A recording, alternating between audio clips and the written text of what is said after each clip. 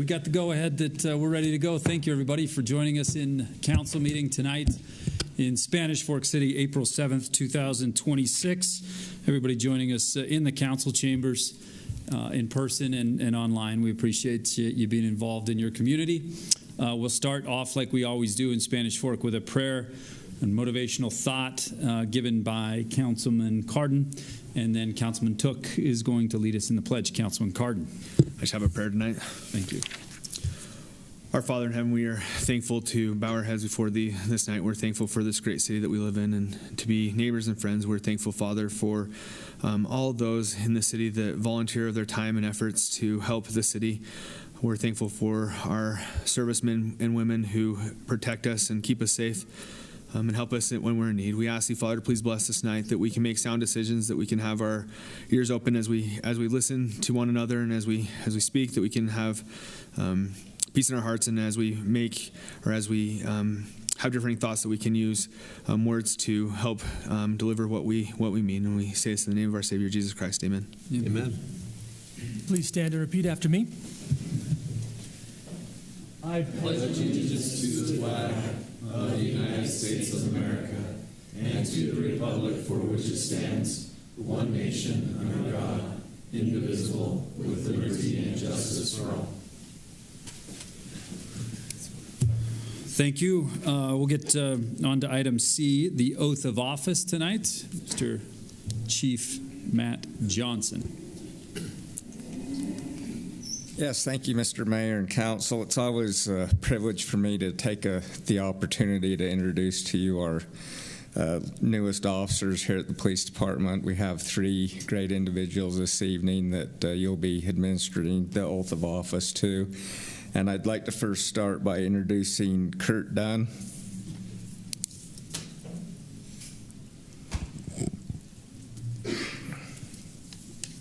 So Kurt comes to us from the San Juan County Sheriff's Office. He says it's a little bit different experience patrolling Spanish Fork than San Juan County. He responds to a call in 5 minutes here instead of an hour and a half like he did in San Juan County. Backups really close here in Spanish Fork instead of 30 minutes away like it was in San Juan. But he's resided in Monticello, just recently moved up here to the area, originally grew up in San Antonio, Texas, 4 years law enforcement experience. He's currently in our field training officer program right now, doing a phenomenal job, and I'm just hearing lots of positive things about Kurt, and we just want to welcome you here to Spanish Fork, so welcome. You can just have a seat right there. Trevor McGuire. So Trevor comes to us from the Juab County Sheriff's Office, where he has had 2 years experience. He has a bachelor's degree in forensic science, speaks Spanish, great addition to the police department, a Spanish Fork native here in Spanish Fork.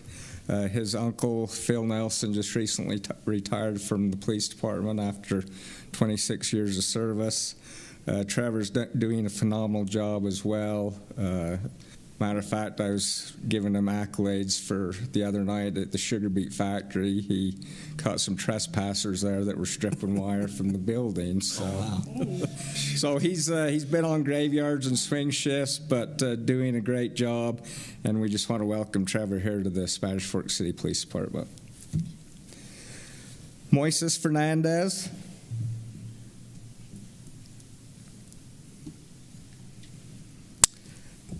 Moises started with us about 3 months ago as a part-time officer. He worked for the Mapleton City Police Department for about a year and a half. And he grew up in Juab County, currently resides here in Spanish Fork, and is just doing a great job for us. Positive things are being said about him as well as our other two new officers.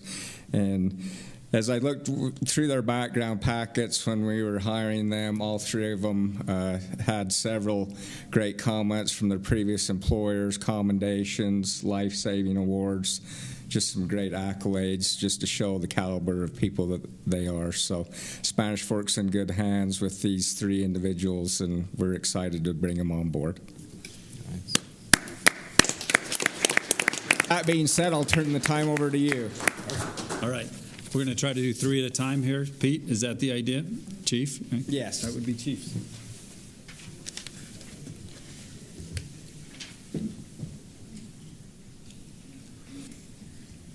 From a mayor who can barely walk and chew gum at the same time, we're going to try to do 3 of these at the same time. If you'll come over here by the Chief.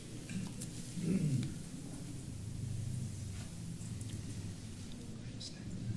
when I say I, we'll start with you, then you, then you, and then we'll go on with the rest of the oath of office. Does that work? Clear instructions, Chief? Very clear. All right, raise your right arm to the square. All of you say I. I, State your name. Officer Fernandez, Kevin McGuire, Kurt Dunn, Do solemnly swear do solemnly swear that I will, to the best of my ability, that I will, to the best of my ability, and with the highest level of integrity, and the highest level of integrity, serve the people of Spanish Fork City, serve the people of Spanish Fork City, and preserve, protect, and preserve, protect, and defend the Constitution of the United States and defend the Constitution of the United States and the Constitution of the State of Utah. and the Constitution of the State of Utah. Congratulations.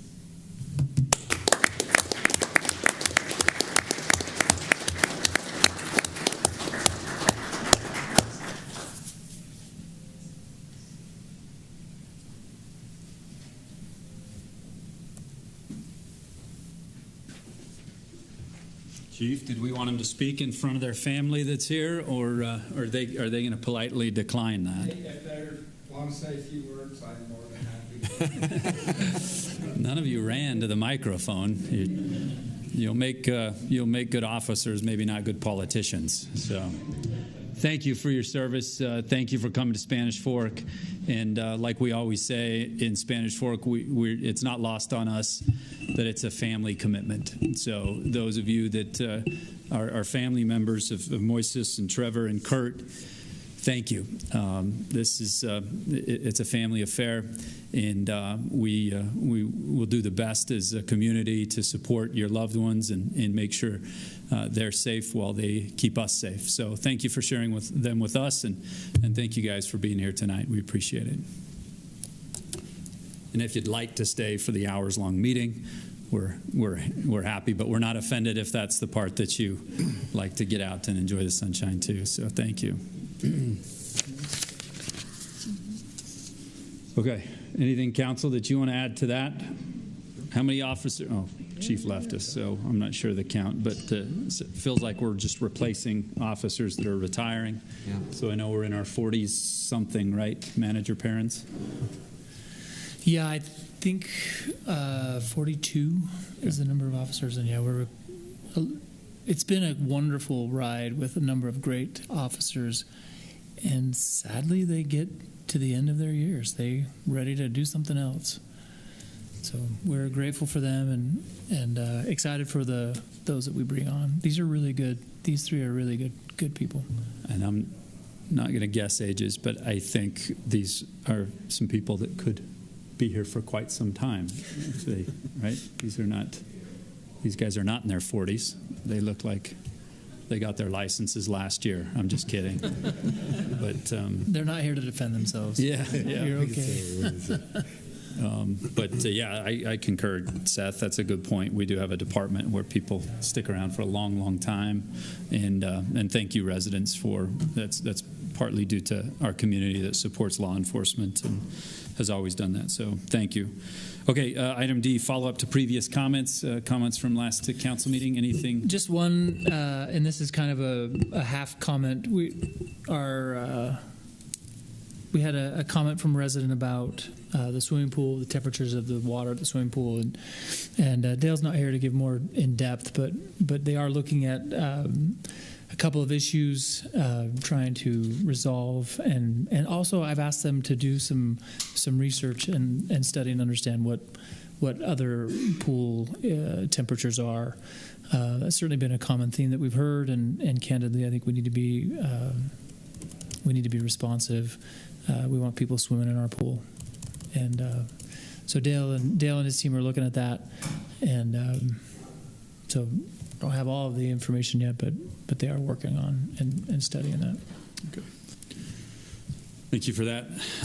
Okay, that takes us to the public comment section of our agenda tonight. This is not for the items that are on public hearing. If anybody's for that, we'll get to those in just a little bit. But any general public comments from the public that would like to address the mayor and council, this is your time to do so. Please feel free to do it. Jack is our timekeeper that tries to keep us to 3 minutes. So we're fair to everybody, and you'll hear a beep when you get close to 3 minutes. But anybody that would like to address the mayor and council, please come up and do so at public comments section. This ought to be good. Except for him. State your name, rank, and serial number as well, please. I apologize, Mayor and City Council. No. Tyler Mendenhall. I'm here tonight on behalf of the Utah State Junior Livestock Show. I represent the Booster Club. I've been put in charge of that a few years ago and represent that on the board of directors and chairman over that at the stock show. And quite honestly, I'll make my comments short tonight. I just wanted to approach the mayor and the council, city tonight, in an act of gratitude and thank you for the partnership and the good work that Spanish Fork City has done in partnership with the Utah State Junior Livestock Show. I know it gets talked about a lot here that the show is in its 102nd year this year. It was started in 1924. Mayor Mendenhall and I's grandpa, Frank Gohl, was born in 1925. And it wasn't that many years after he was old enough to do it that he was involved in the stock show. Our mother, Lena, was involved in the stock show. Mike, 1 year. I was involved. It was a good year. It was a good year. His pig got sifted. I've been involved in the stock show my entire life. Now my kids are involved in the stock show. Suffice it to say, the Mendenhall family in one way or another has been involved in the stock show for a long, long time. And the entity itself been going on for over 100 years now. And there's not many things like that around in my opinion, that are of this nature that have lasted as long and as strong as this entity. We continue to grow every year with kids, that the number of animals that get shown grow, the number of animals that sell to the public at sale day grow every year. My job as the Booster Club president is to go around to the good families and businesses around our town to get donations in order to help those kids during the sale time when they're parting with their animal project. And so, and Spanish Fork City, I won't go into the details, but is a major, major partner with the stock show, with the fairgrounds, and the investment that is going in majorly for next year's. I don't know of a single family that's not excited and amped to be able to be in a state-of-the-art facility next year. And that comes not unnoticed by the people in the groups that I associate with. Spanish Fork City puts their money where their mouth is when it comes to ag, and there's a lot of people that talk about it but don't do anything about it. Spanish Fork City does. They put their foot forward, and out of just appreciation and thank you, I've had just hopefully something that can hang proudly somewhere for Spanish Fork City to have just as an act of thank you. It just says, in appreciation to Spanish Fork City, thank you for more than 100 years of support to the Utah State Junior Livestock Show. In the middle, it's got our 100-year buckle that was made a couple of years ago, and surrounding it has got some highlight pictures of some great kids in action. So thank you, Spanish Fork City. Yeah, that's awesome.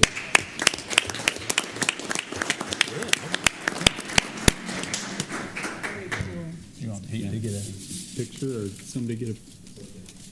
You want to stand here with a picture? You should stand here with a picture. Hold this down there. That's pretty cool. It's very cool. All right. Show it off to these. Yeah, before I drop it. Yeah. All right. Thanks, Jack. Thanks, Tyler. Thanks, Tyler. Mayor, should we put that perhaps somewhere, maybe in like the High Chaparral or something, or what would you like to do with that? Could I say one more thing? I meant to say the show this year, the dates are this month, April 29th through May 2nd. So anybody that from the public, from the city that wants to come on down and see the good donations at work, especially on sale day on May 2nd, there's a lot of fun happening around there. A lot of kids that are getting their payoff at that time. So April 29th through May 2nd. Some kids used to use that as the excuse to not go to class because it's ending close to school year. They still do. Yeah. But there are, that was me, but there are other kids that are really down there working all day too. I mean, they're having a good time with their friends, but they're down there working their animals. And pretty fun to see. Monday on I guess that would be the 27th on Monday, there's well over 100 kids and 4-H and FFA advisors that are down there that are setting up the entire ring, spreading the shavings, setting up pens. Then they weigh in their animals on Tuesday, and then the shows start on Wednesday, Thursday, Friday.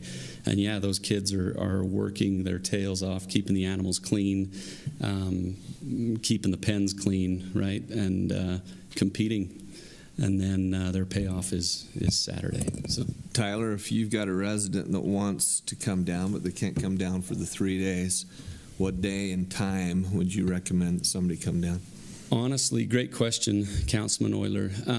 From Wednesday morning through Friday afternoon, there is virtually action happening. Okay. All 4 species tend to not overlap with each other, so there is a show that is happening. There is a schedule out on the Utah State Junior Livestock Show's Facebook page, so there is a public schedule if somebody was interested in seeing a specific species show.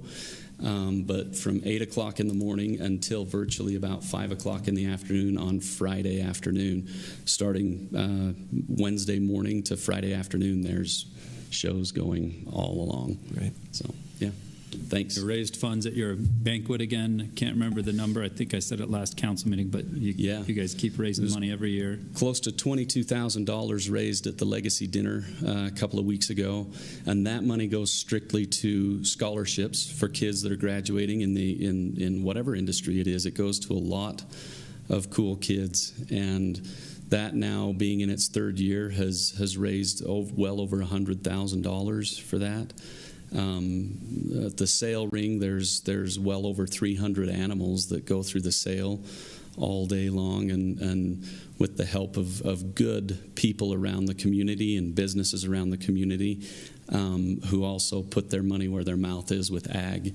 They come together, and these kids walk away with a healthy paycheck to be able to reinvest in their next animal or into their future, whatever they're doing. So it's pretty fun, pretty awesome to be part of. So again, Spanish Fork, in my opinion, deserves a big round of applause for that. So just appreciate you. Thank you, Tyler. Thanks. Appreciate that. Thank Something that a lot of communities may be foreign to them, but it's pretty cool that it's part of our history and heritage. Those businesses that do that every year, and you go around and raise that money, and those kids get to sell their animal for usually much more than what it's worth, and they put it into doing it again or into their future. It's a really, really cool local economic thing to see and in our history and heritage. So very cool. Yeah, and you'll have to fight me for that. That should maybe go in the mayor's office or down in the chaparral. You decide. Okay. Maybe it can rove. It can be a floating thing. But very cool. Thank you. Thank you to the Livestock Show Committee and the Booster Club. And very good stuff. Okay. Any other public comments? Anybody that would like to address the mayor and council? You don't have to all bring a cool buckle but yes, sir. Yes. Don't want to take too much of your time. My name is Matt Durant. I've spoken to a few of you, and I appreciate that. I'm a candidate for House District 64, so just briefly wanted to introduce myself and say that if I get elected, I look forward to working with you. So thank you. Thank you, Matt. Thanks, Matt. Thanks for coming. Thank you. Anyone else for public comment? Okay. Thank you. Seeing none, we'll go to council comments next. We'll start on, I think we started on your end last time Councilman took, so we'll start on this end. I hope you were ready. And then I'm ready. We'll end with Councilman took over here. Just 3 quick things. The Easter egg hunt went amazingly well. I'm going to take a little bit. I'm just going to say thank you and let Jesse do the rest. Thank you to Emily and staff. Crushed it. Thank you for the chamber for letting us take it on. We appreciate it. The staff did an amazing job. It was well received. So thank you for that. Got to that same day. Got to attend Miss Spanish Fork. Thank you, Councilman Took. It was pretty cool to watch. Some young ladies were trying really hard to show all of their talents. Every time someone would come up to do a talent, I'm thinking, I'm just so happy that's not me. So happy. Amazing, well represented. Callie, what's Callie's last name? Yeah, McGuire. She was just here. She was here, yes. Yeah, she won. Amazing. They're going to do a great job. Veterans Council was last Tuesday as well. We talked about, thank you, Seth, and Dell, for the great work up with the memorial. It's going to be ready in time for Memorial Day. They have everything really well planned out on Memorial Day. Hopefully you all can attend the ceremonies up there. The Freedom Walk is, Jack, remember the day, the Freedom Walk? The 14th? I think it's the 14th. Yeah. I'll stall for a minute. We'll get you data on that. One thing that we talked about and they're concerned about is as we move forward with the fire station in that corner, what do we do? How do we meet their needs? They just want to sit down with us and talk about what they use the building for and how we can potentially accommodate them moving forward. So as we get closer, if you wouldn't mind, let's bring them in and chat with them a bit because they're nervous about it. And then just a pitch for anyone that's a veteran out there that could help participate in that committee, please do. A little bit of newer blood into there would be great. When it's time to talk about who the new chairperson is, they go, was it your turn last time? Okay, it's your turn this time. And then you'll be it next time. And there's 4 people to choose from, and they need some help. So if you're a veteran and want to help the community, please volunteer. They would love to see your time, and they do some really good things for the veterans in our community. The 12th. 12th and 13th. 12th, 13th, Freedom Walk. Okay. That's it for me. Perfect. Thank you, Councilman Marshall.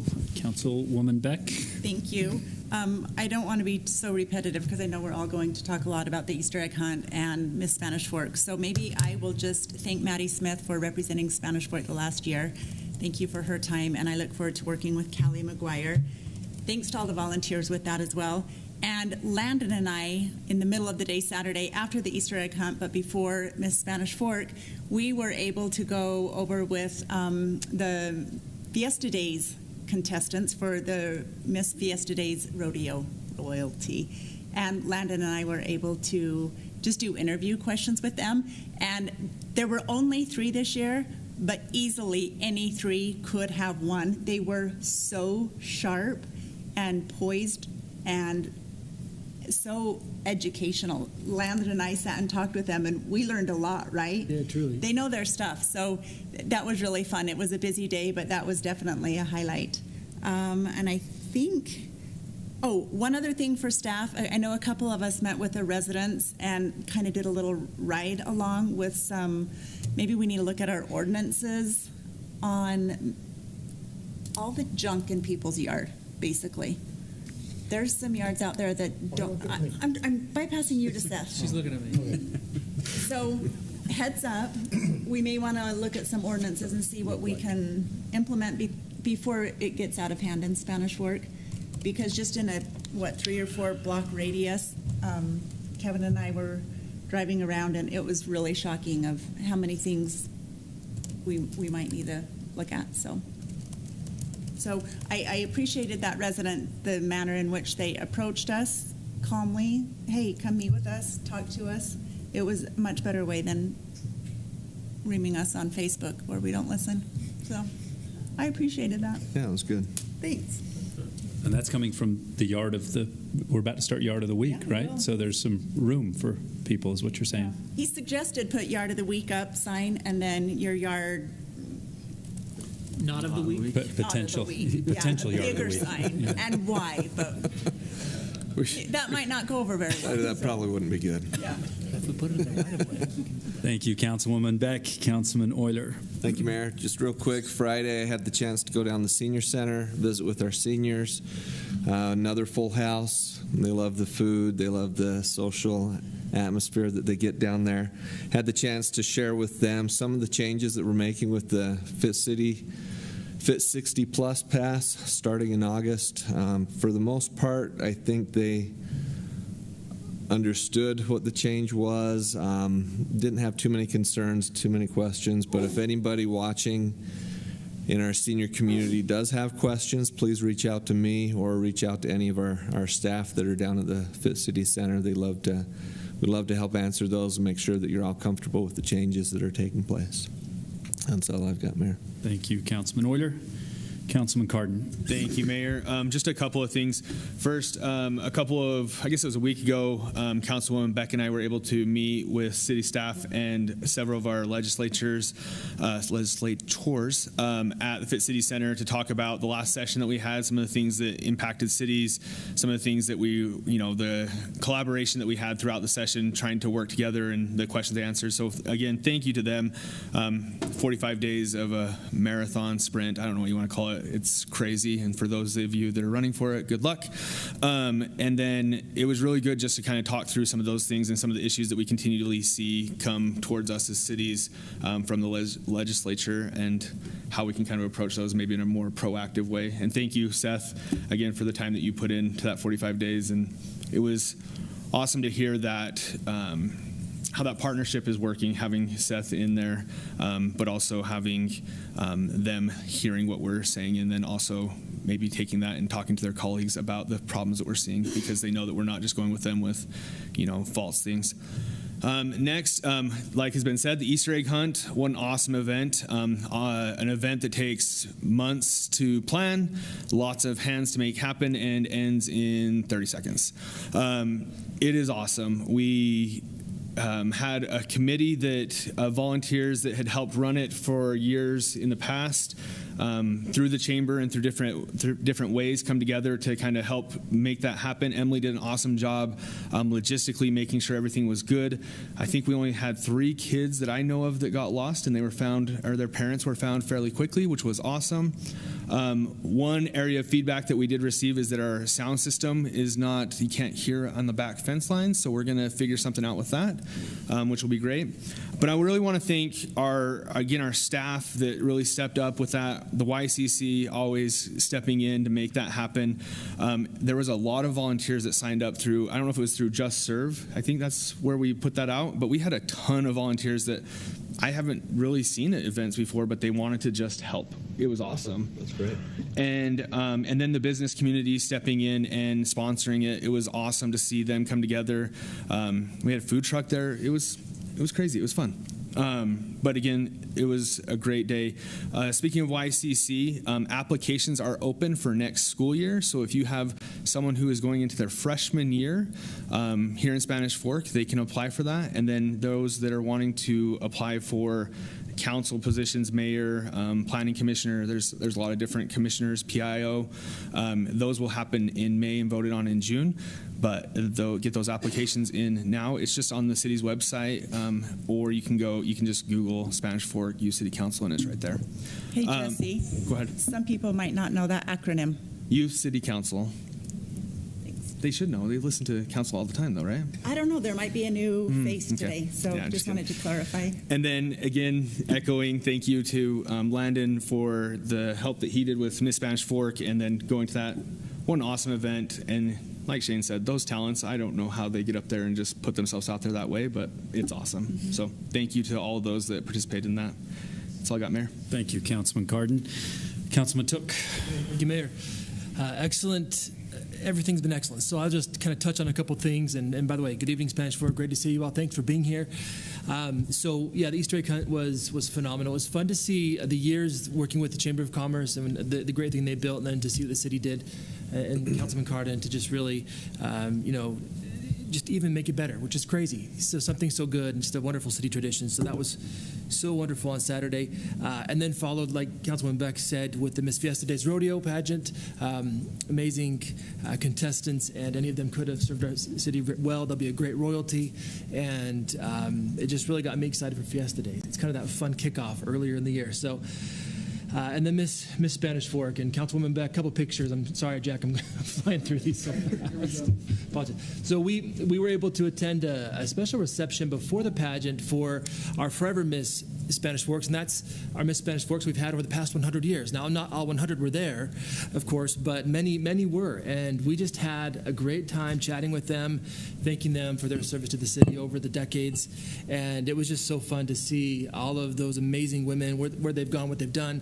And then with the pageant, it was wonderful. Mayor, thank you for letting me fill in for you, giving the scholarships to our royalty that just finished their service. That was wonderful. And then we have our new royalty. Callie McGuire is the new queen. She was in the royalty this last year. So I will work to get her and her royalty here in the next couple council sessions. We'll get to know them and have them introduce themselves to the city. But got the crown box to the previous, the outgoing queen and the scholarships. And it's just a special event if you're not familiar with the Miss Spanish Fork program.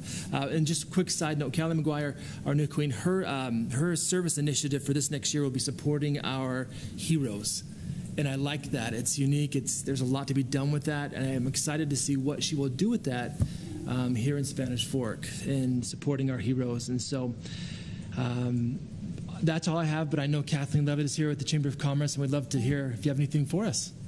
Thank you so much. Thank you so much, everyone. I am deeply grateful to the city for taking the Easter egg hunt over from us. We greatly appreciate it, and I'm so happy that it was successful.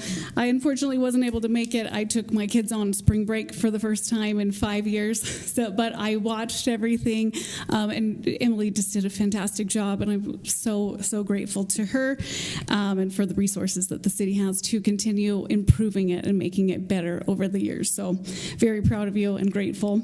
Coming up this month, at the Chamber on April 14th is a big day for us. We are celebrating Business of the Month, which is Sandstone Psychology in Salem. On the fourth Wednesday of each month, I just wanted to note that Sandstone Psychology is offering a free mental health workshop here at the library at 6:30 p.m. Very collaborative and open concept type thing. People can submit topics that they'd like to discuss, but that's on the fourth Wednesday of every month here in the Heritage Room at 6:30. Also on April 14th, we have our Women in Business activity. We're having a social at Hot Works in Spanish Fork, which would be really fun. April 16th is the new networking for this month. We'll be at Mountain Mike's Pizza, and it's being sponsored by Spanish Fork's CC Bank. So we're really excited to hear more from them and learn about their groundbreaking ceremony coming up soon. Just FYI, the estimated arrival date for the Spanish Fork and Salem Area Guide magazine for 2026 is April 20th, so be on the lookout for those in your mailboxes. This year we did partner with 101 Things to Experience in Spanish Fork and Salem, so the magazines will be combined, which I think will provide greater value to our businesses by having that be, hopefully having a longevity where people want to hold on to the magazine for the 101 Things to Do, as well as, review those ads and learn about the Chamber of Commerce and the city. So we're hoping that'll be a really valuable resource guide for the residents here in town. May 1st is the tentative ribbon cutting and grand opening for Waffle Love here in Spanish Fork. So I know a lot of people are very excited to have our own Waffle Love. Tentatively for May 1st, still working out the details for that. And then May 13th is the Chamber Rotary Scholarship Golf Tournament, another really valuable tradition that we have here. we have more involvement than we've ever had before, and we're really excited to continue this partnership to benefit the students in the area. Please do advise all of the senior students in Spanish Fork, Salem, and Payson high schools to speak to their counselors for the application for those scholarships. We're hoping to give out quite a few this year, and that's all I've got for you guys. Thanks. Thanks, Kathleen. That it? That's it. Perfect. Thank you, Councilman Took. I won't belabor what's already been said about the Easter egg hunt, but thank you to the businesses. Thank you to Susan, Brenda, and Carrie. Those were great faces to see back involved in pulling that off, and obviously Emily and the Recreation Department, Youth City Council. Doing their job too. I don't, when you think about stuff like that, no, it's not a requirement of local government to make sure you have an Easter egg hunt in your community. But the minute you stop doing that stuff, is the minute you don't see each other out and about, and so it's just fun to see family and friends and kids all having a good time, and that's part of what makes Spanish Fork special. So thank you for the businesses continuing on that tradition. I don't think it's a return on your investment for donating money or donating goods. So kids, get to Easter basket, or a few walked away with bikes and scooters. I don't know. I'll bet the math doesn't work out. But what does is you keep a community, although it's growing all the time, you keep it small by being involved. So from me to you, from the council to you, thank you. Thank you for your donations, and thank you for being in our city. Jack, let us know before this meeting. I thought it worth mentioning that it is public knowledge now that there was an accident earlier this week in Springville that was a pretty bad accident that claimed the life tragically of one of our community members, Karuda, that is head of the Krishna organization at the Krishna Temple, tragically passed away in that accident. And so our thoughts as a community, our prayers as a community to him, his family, and his congregation. He's been here many times over the years giving the spiritual thought, and always been one to invite us to celebrate in their spring celebration down there. And I'm sure they'll be feeling a loss without him there. So our thoughts and prayers and condolences are out to him, his family, and the Krishna congregation down there. Okay, any other things that come to mind, council, for council comments before we go on to the next items? Okay, taking it to staff reports. Manager Perrins has a few things to update today. Us about. You guys have covered it all. It's spring break. It's quiet around town. It's a wonderful week. So nothing. You don't do anything. The Easter egg hunt was a lot of fun, and my hat's off to Susan and to chat with her there at the Easter egg hunt was pretty cool. She was really energized, and I was so impressed with the love that she has of community and everything that she had to share, both historical as well as today. That was really fun, but nothing else. Yeah, you think about those three women pretty much retired from their day-to-day operations of doing business, but they're not retired from serving their community, and they came out of the woodwork to kill it for everybody. So thank you. Okay, no other staff reports. Takes us to consent items. There's A and B on the consent items tonight, the minutes of our last meeting and the release of sewer easement in Whispering Pine subdivision. If there's any questions from the council on consent items, please let us know. If not, I'd entertain a motion approving the consent items. I move to approve the consent items A and B. Motion made by Councilman Cardin. Second. A second by Councilwoman Beck. All in favor say yes. Yes. The consent items are approved. It takes us to the public hearing section of our agenda tonight. We have 3 items on the public hearing agenda, A, B, and C. The first one is the ordinance to adopt the updated land use element of the general plan. Mr. David G. Anderson. We've never seen this, Dave. Mr. Mayor, thank you. I'm going to turn things over to Mr. David Mann. Okay. He does not have a middle initial. Do you have a middle initial, David? I do. It's M. In case you're wondering. Thank you, David M. But he'll still say David G. How Why not? The default. So tonight we have the public hearing for the land use element that has been a long time coming to this point.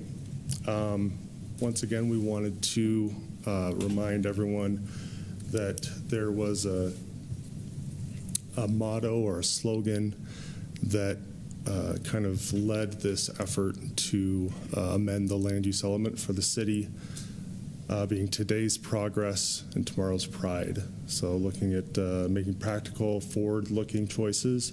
This is support sustainable growth and opportunity, while also ensuring that growth enhances the city's character, preserves natural beauty, and strengthens the sense of place that defines Spanish Fork.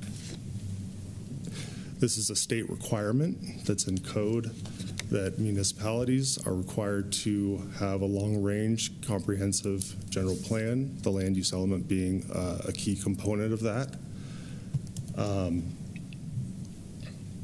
And also includes some elements to that part of the plan that can be included and discussed to help plan for the future of the city. So we wanted to cover exactly what the land use element is. So we often refer to it as a living document. It can be refined and updated as conditions change, needs are identified, infrastructure is built, and the greater region evolves. And that's something that we've seen since the last major update to the general plan in 2011 was adopted. There's been a number of changes over the years where elements of that plan have been updated, and it's gotten to us to this point where we wanted to do a major look at where the city has grown and become at this time. So it's also a long-range vision for how Spanish Fork can develop over the next couple decades.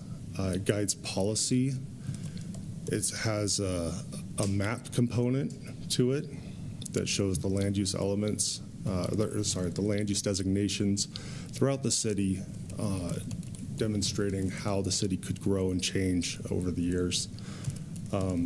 It's also a tool for preserving what the community already values and what has valued over a number of years. And like I said, it is a key component to the general plan. There's also things that it's not. It's not zoning. It doesn't give any entitlements for development. It doesn't approve any types of development on properties. And it's also not a build-out schedule. It's not something that the city is leading development and encouraging growth beyond what the city can maintain and infrastructure can serve. There's been a number of community engagement efforts over the past couple of years, from focus groups, a number of surveys, and then most recently, last Monday, we held an open house and gave residents and anyone else that wanted to come an opportunity to ask questions, gain more insights, express their thoughts once again so that we could continue to collaborate with the public. We also want to include a timeline to kind of show where we've come. So like I said, we've started with a lot of these public engagement efforts to help build a baseline of what Spanish Fork is, and to be able to build a foundation where we could create a plan that will hopefully serve and grow and change over time. This past year, in 2025, is where a lot of the work was done by the Planning Commission and staff, discussing parts of that plan and how they could be addressed, as well as identifying things that we want to include in the plan based on kind of those state recommendations for things that could be included. We had a survey also at the end of last year where we presented the first real draft of the plan, and we're able to get a lot of good feedback from over 50 individuals. And then this year, we started the public hearing process with the Planning Commission holding one in February, and then they gave their recommendation to adopt and pass it on to the City Council, which is where we are tonight. And so at that point, I'd like to move on to our fearless leader. Hey, David. David, wait, back up. David M. David M. before Young David David. G. You got to do M and G. That's why. Young David. Big Dave. Senior David. The recommendation from the Planning Commission, what was it? Was it to adopt? Was it Yes, with it was comments? to adopt by a vote of 4-1. Okay, were there comments that they wanted addressed? Or as the document that we presented to the public last week, same document that they voted to approve? I don't believe there was any specific conditions or anything. Okay. There were some statements made by members of the council to kind of aid and assist the council to take it on to this next stage. Okay, all right, thank you. Yeah, and maybe just to follow up on that relative to the Planning Commission's recommendation, the draft that is before the council tonight, we published first and this is just the dates away for us to keep track of the different iterations There's that have 6 been of them. produced. Mhm. And that's just when we started counting. Exactly. So I think there were a few, I'd call them almost like clerical type changes that were made to that version from what the Planning Commission made their recommendation on. There was, I think, the most significant discussion in the Planning Commission meeting about properties along 900 South on the southwest part of the community as you approach I-15, and whether or not properties along that corridor should be designated with the particular residential designation that they have now or something different. So that's what I remember as kind of being the bulk of what the commission discussed that night, is maybe something that warranted some additional thought. But as Mr. Mann mentioned, the Planning Commission recommended that the draft land use element be approved.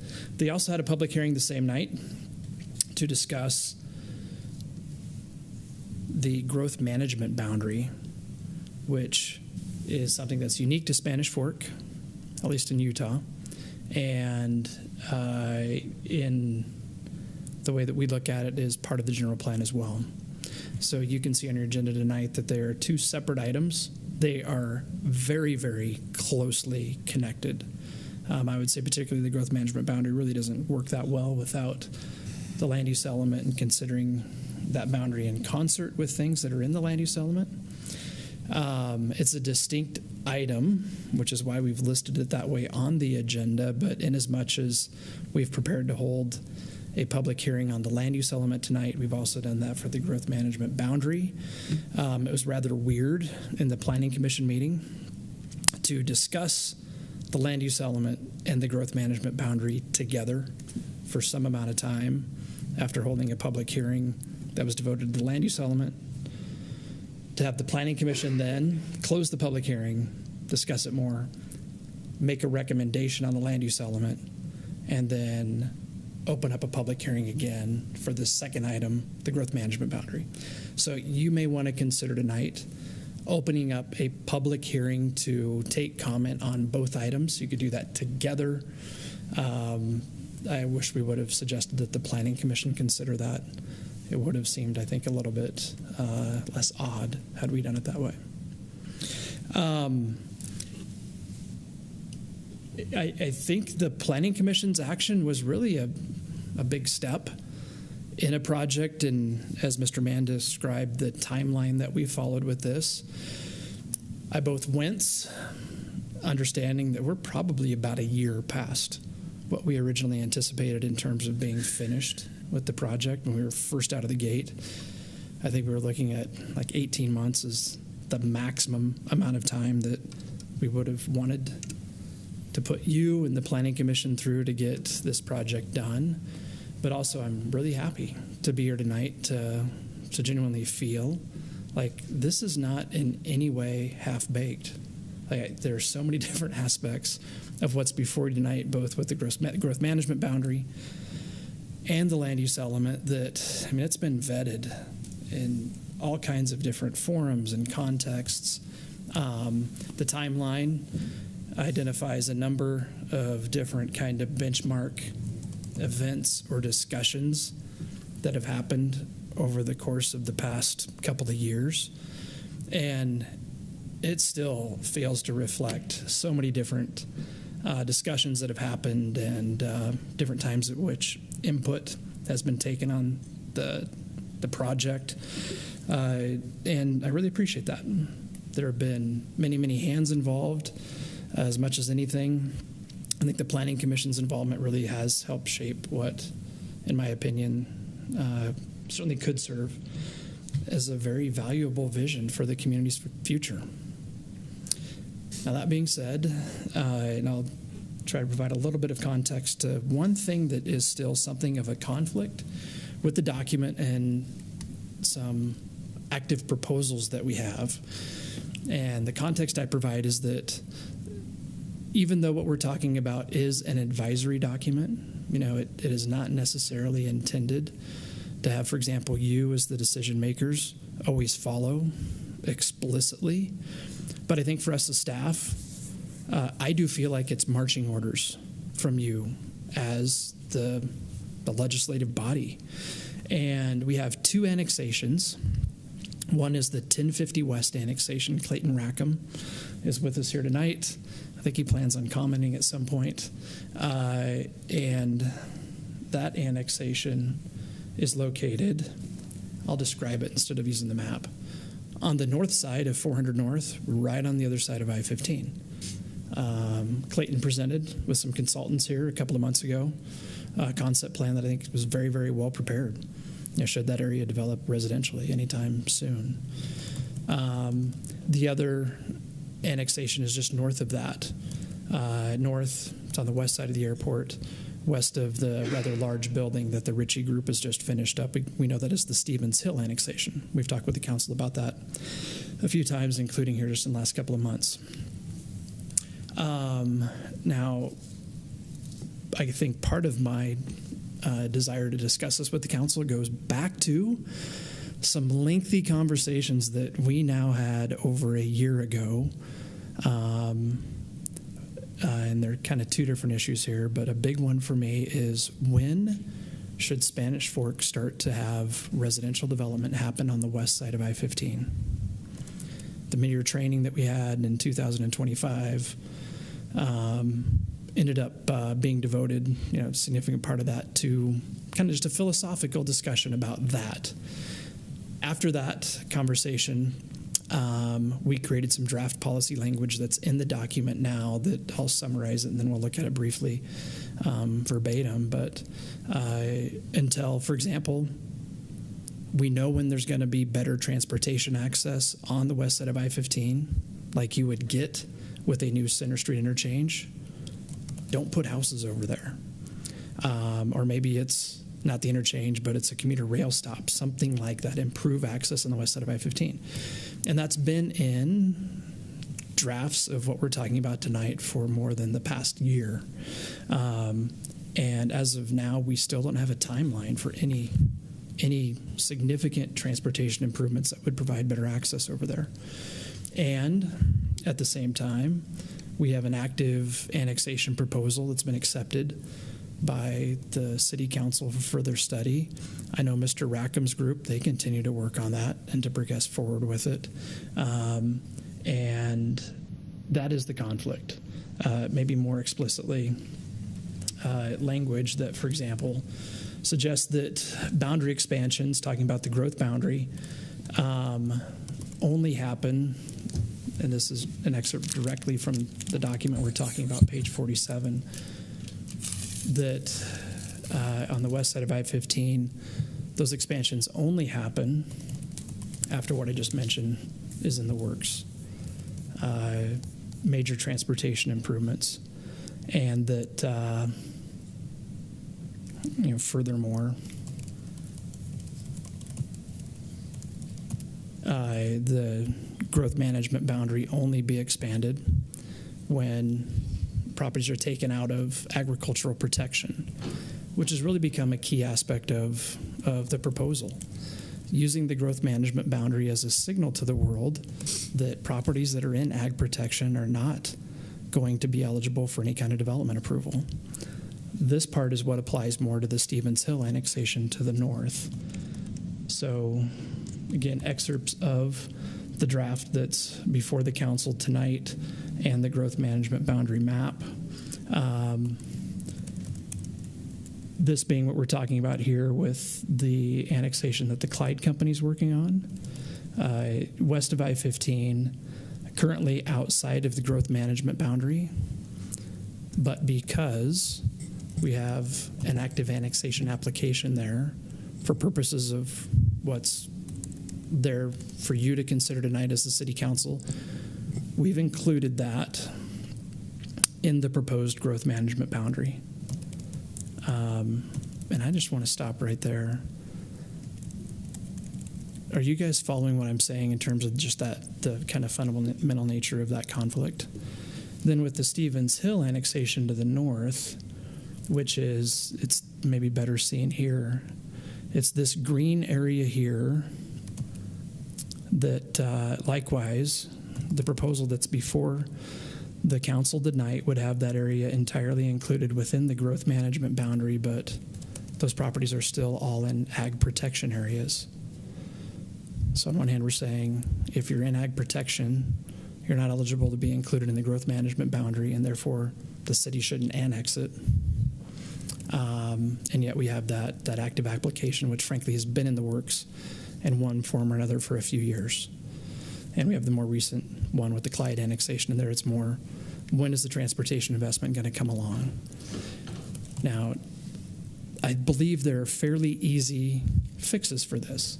If you'd like us maybe just to soften the language that we have here in these policies, maybe to make it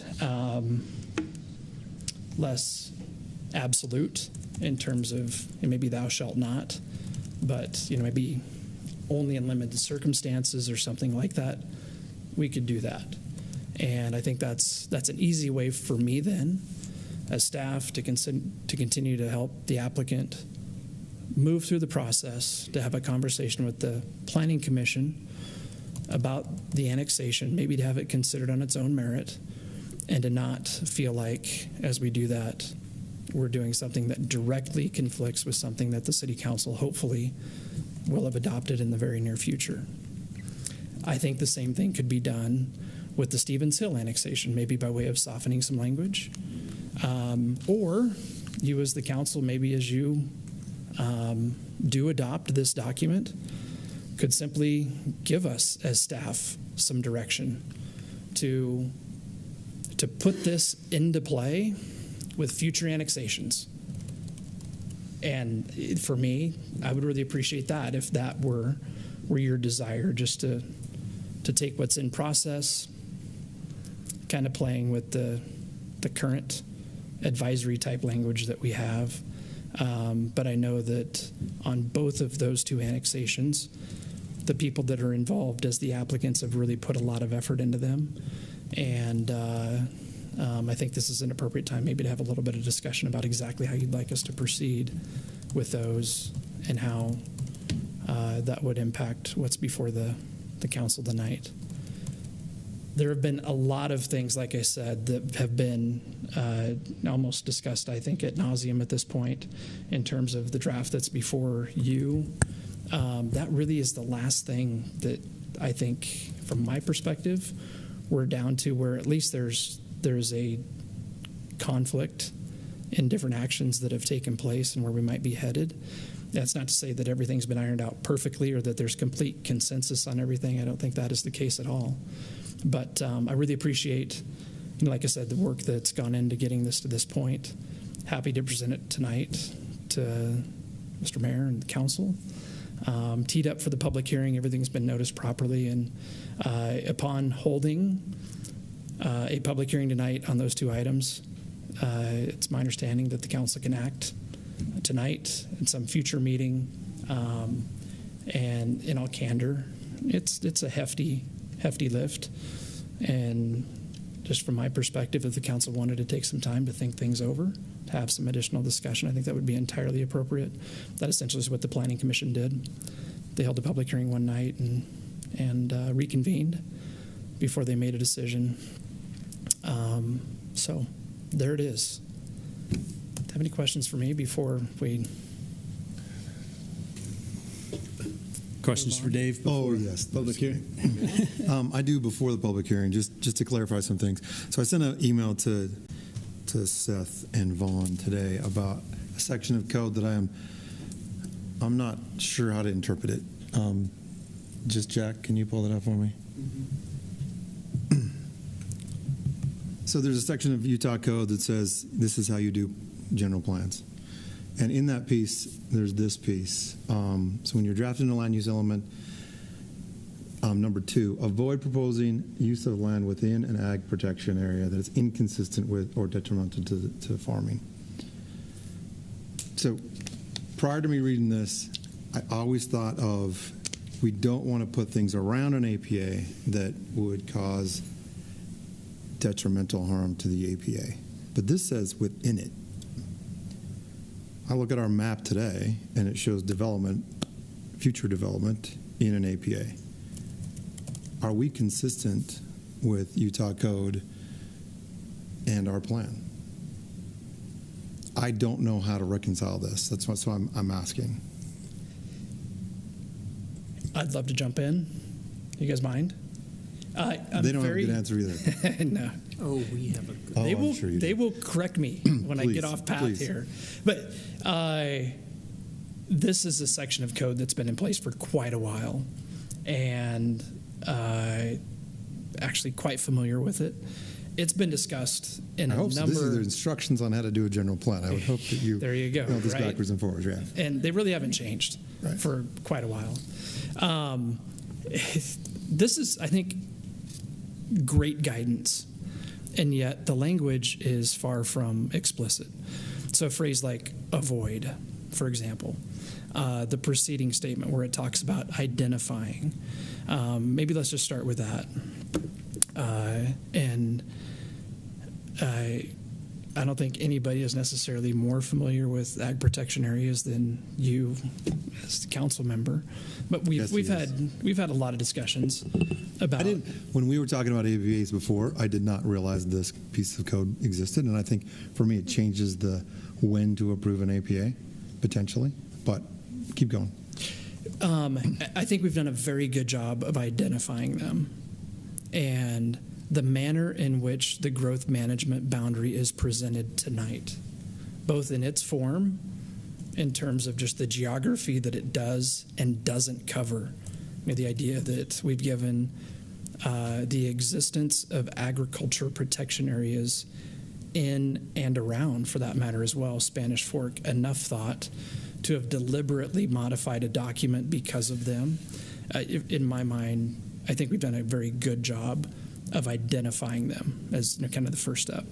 The next part, avoid proposing a land use that's either inconsistent with or that would somehow harm an agricultural operation. I'm not aware of what that would be, truthfully, to start with. So that, in my opinion, is a little bit of a flaw with the language here. It doesn't say what that would look like in terms of being detrimental or again, that inconsistency. I do believe that the different, and I think in areas that are designated, that are currently part of agriculture protection areas today, the future land use map shows those either becoming residential development, in some cases commercial or industrial. And particularly speaking to residential and industrial designations, I think all we know in Spanish Fork are situations where we have farms, whether they're fields or fields that sometimes livestock are kept on, and homes or businesses cohabitating really, really well together, to the point that I think most often when a property owner is ready to have their field develop, typically that's when we hear neighbors say, we hate to lose the field, and we love having our homes back onto that, et cetera, et cetera, et cetera. So I'm really comfortable, just from my perspective, saying that I think we've done an excellent job in the regard of following this part of the state code. And I think we've taken it a lot farther than that with the way the growth management boundary is intended to help give people a reason maybe to continue to farm for more years to come, which, as we heard from the public, going back to the first outreach effort that we made where we had more than 3,000 respondents, people really like that part of living in Spanish Fork, that part of the community. People hate to see it change and that to become any less significant than it is now.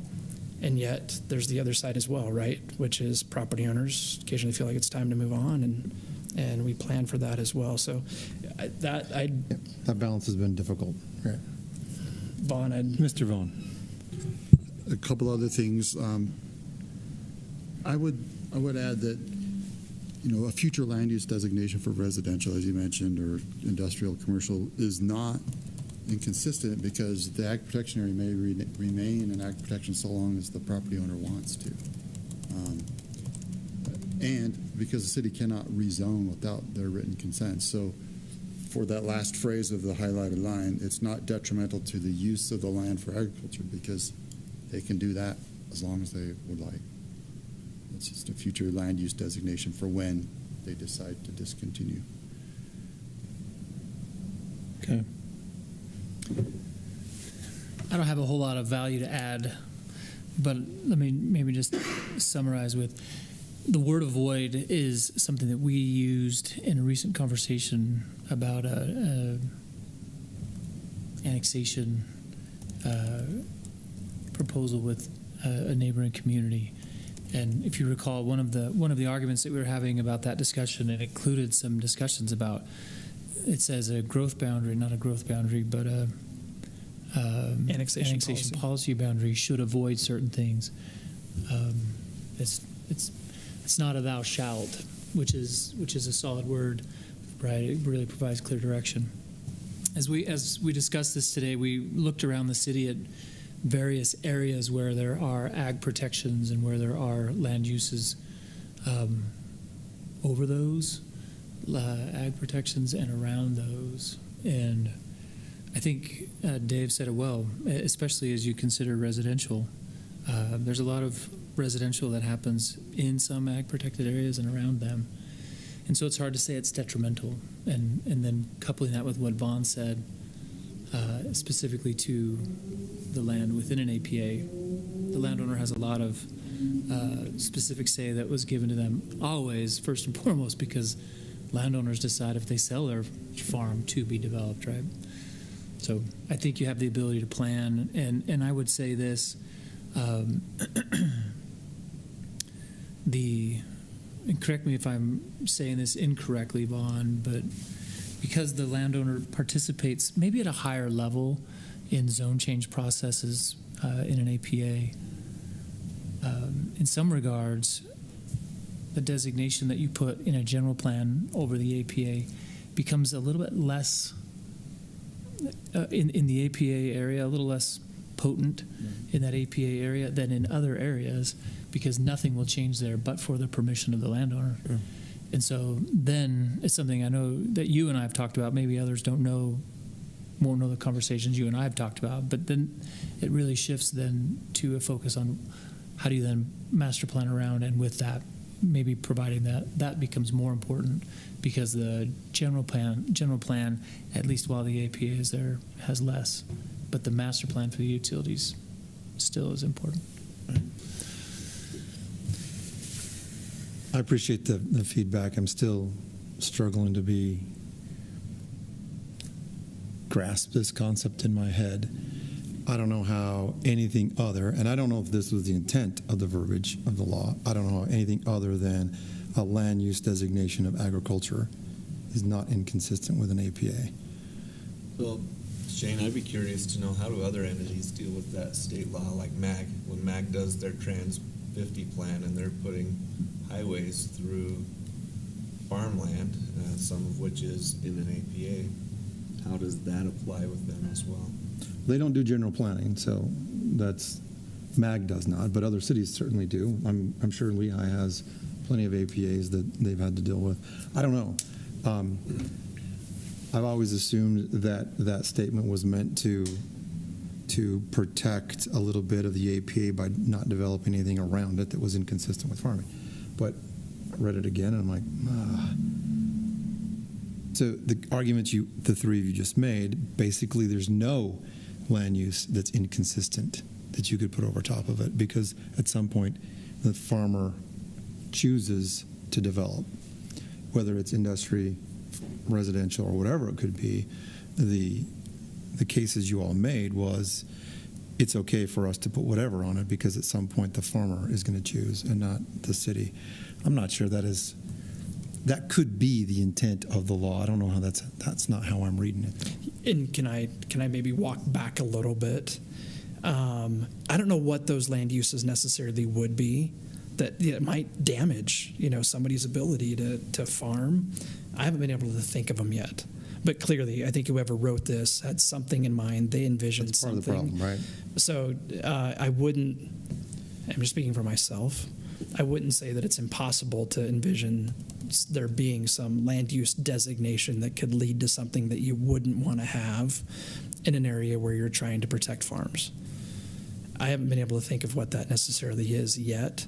And I think we have experience with the designations that we're talking about here to where, and you have some insight as well in terms of the care that's given when properties do develop and how different things are maintained to allow for farming to continue. So I appreciate the thought, and I agree. I don't know that we resolve it tonight. I'm just, this is one of those things as we move into the public comment period, I'm just something that sparks some dilemma in my head. I don't like dilemma in my head. I'm an engineer. I want some black and white stuff, and this is not it. Can I share one other thought? Yeah. I mean, the logical path then. Nothing can ever be put there. And planning for that seems like that's my really, problem too. That's Seth and I had this conversation I don't know how many times about, does it make sense to, I mean, we've all set it up here. We want the farmer to continue to farm for as long as they want to farm, and it's their decision to make when they choose to change. But that day that when they do change, that 18-inch pipe in the road in front of the farm should be sized for them to be able to access it. And if we don't plan accordingly, it won't be. And so that is the dilemma that I've been struggling with since we've had this conversation. So I get it.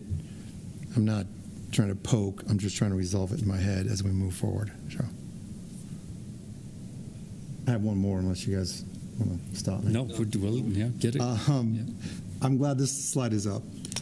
We have been talking about the concept of a front runner stop now for a long time. And I will be super transparent with everyone in here. Before I was on the city council, I was part of a study that recommended, from a planning perspective, a stop at Center Street in Spanish Fork. Fast forward several years, fast forward through the analysis that UDOT and the UTA has done at that location, and there's a lot of work to do before there's a front runner stop at Center Street in Spanish Fork. And I believe that now that I know more about how the city develops and where land uses and things like that should be, I believe that station should be on the north end of our community.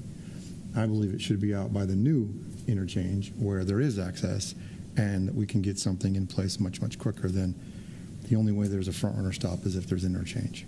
So we are $250 million behind before we can get to an interchange or to a front runner stop.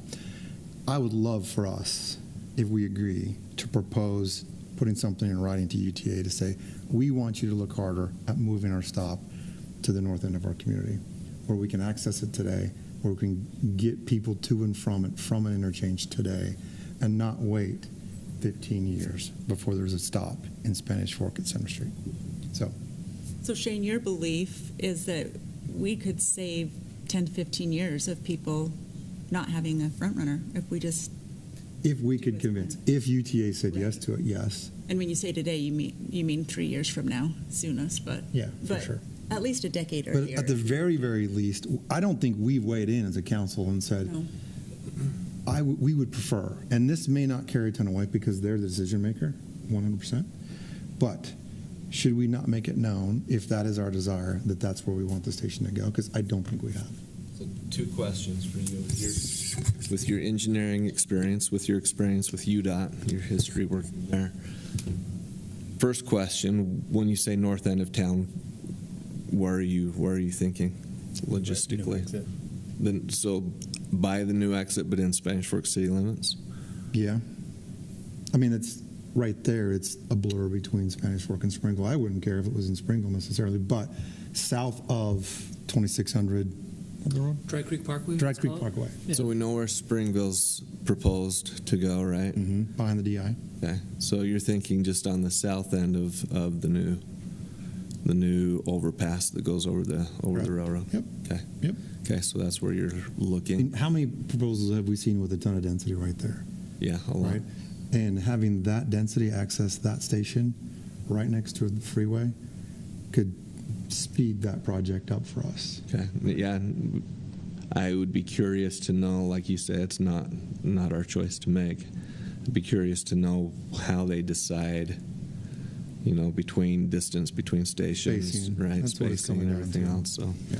So second question, with your experience at UDOT, what likelihood is there that having a proposed station west of Center Street also pushes the construction of that interchange quicker than not having the transit station west of Center Street? Do you feel like they're connected in any way, or are they completely separate entities? What I'm fearful of is that someone connects them and the $250 million Center Street interchange turns into a $500 million station extension of Front Runner and interchange, and it goes even further.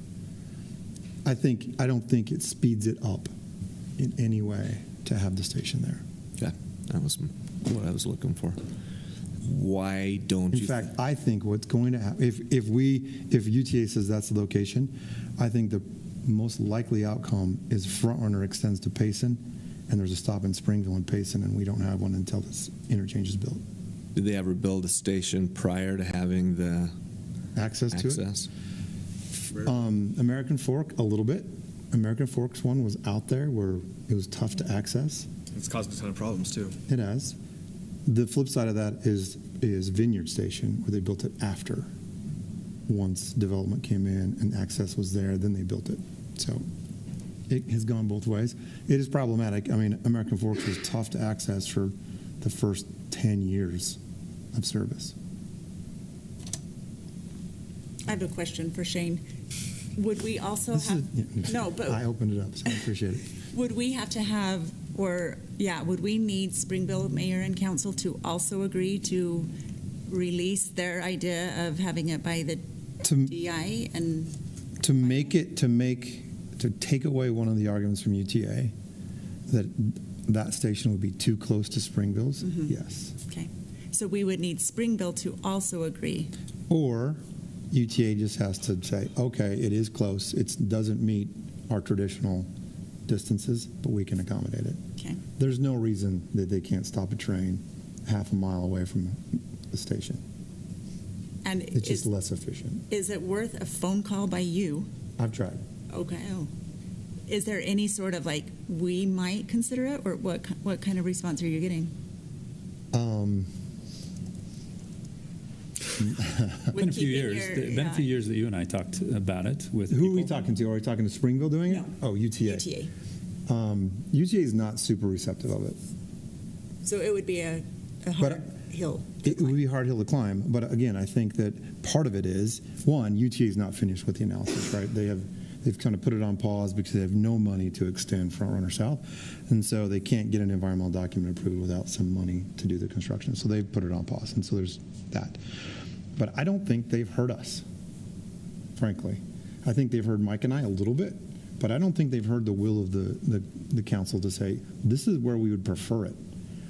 You better come prepared to talk about why it can't happen. But I don't know that I don't know that we agree. I don't know that. Yeah, we've not 100%. had that discussion to weigh and measure. Does it make sense to put 100%. it there compared to We here? have not. We've not had that discussion. I think the purpose of this conversation is because of what it is in the general plan, right? Yep, correct. There is a lot of assumptions built into our general plan around the station location.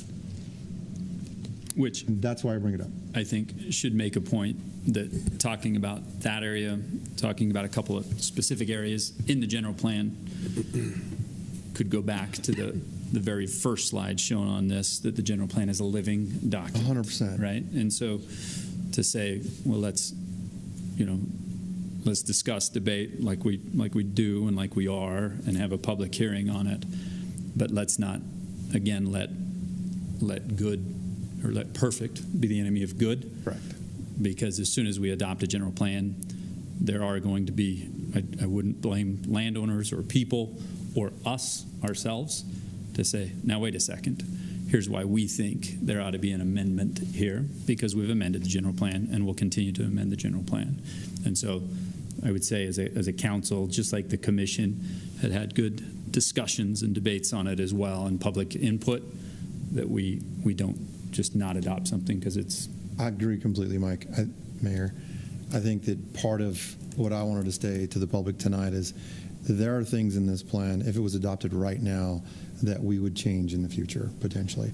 And we're committed to listening to those things, having the good dialogue around them, and making a change, even if it's next week. Yep. Right? Yep. And I think that's what I just heard you say as well. So I think that is good for all of you out there to realize that it's not a one and done deal. And in the last 10 years since we've adopted a plan, it's been changed a bunch of times. So that said, though, we often say we're approving this because it's in the general plan. And so we do, it does carry some weight. It's not just, just a guided document. It is, we want to honor it as much as we can. But there are going to be holes, and we're going to hear from some folks tonight saying you have holes here and here and here. We just have to figure out how to deal with them. So I think also moving forward with that, if we name the holes and staff knows to tell developers, the council knows that A, B, and C are holes, they're willing to look at this, but maybe another area they don't want to look at this immediately. That would be helpful for you guys, right? We'd love to know as much about how you look at it as possible, for sure. And can I provide just a little bit more background on what Councilman Marshall's talking about? Not that you don't understand it really, really well, but just for the benefit maybe of anybody that's kind of hopping in right now.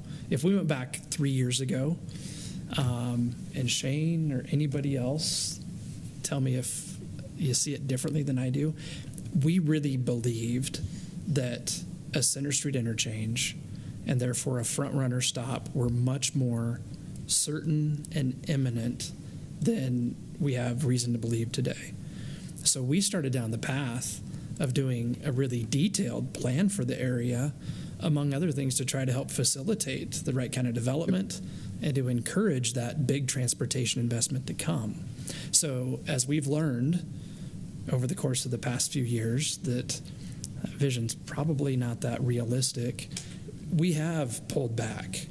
And we've made our best effort with the draft that's before the council tonight to keep an opportunity open, should that concept come to fruition for an area that is almost, and this is a phrase that a consultant working with this, I think, first mentioned, today, in my view, the document is just a plan to preserve that space, period. Just in case you have that big transportation investment that comes over there, don't approve a bunch of quarter-acre lot subdivisions that doesn't really jive very well or doesn't jive well with a big transportation investment, or doesn't support the kind of ridership that you need to make front runner work. As if, maybe that area shouldn't develop for some period of time until, there's more certainty or until something real happens. So I really appreciate the thought. I have to ask, we've talked as staff about, for a variety of reasons, we have not had anybody from UTA come to speak with you or anybody else in Spanish Fork. The environmental project that Councilman Marshall's referring to, that's been going on, I want to say, for 3 years in and of itself. We expected that to be done some time ago. Personally, I feel like it's reasonable to expect UTA to provide more insight and, you know, maybe to be engaged right now on the kind of discussion that you're suggesting. So I'd be happy, we'd be happy, might take some clout to get the right people here. But if the council wanted to have that kind of discussion with decision makers, we could. So just to put it in perspective, the shortest station distance right now is between Vineyard and Orem.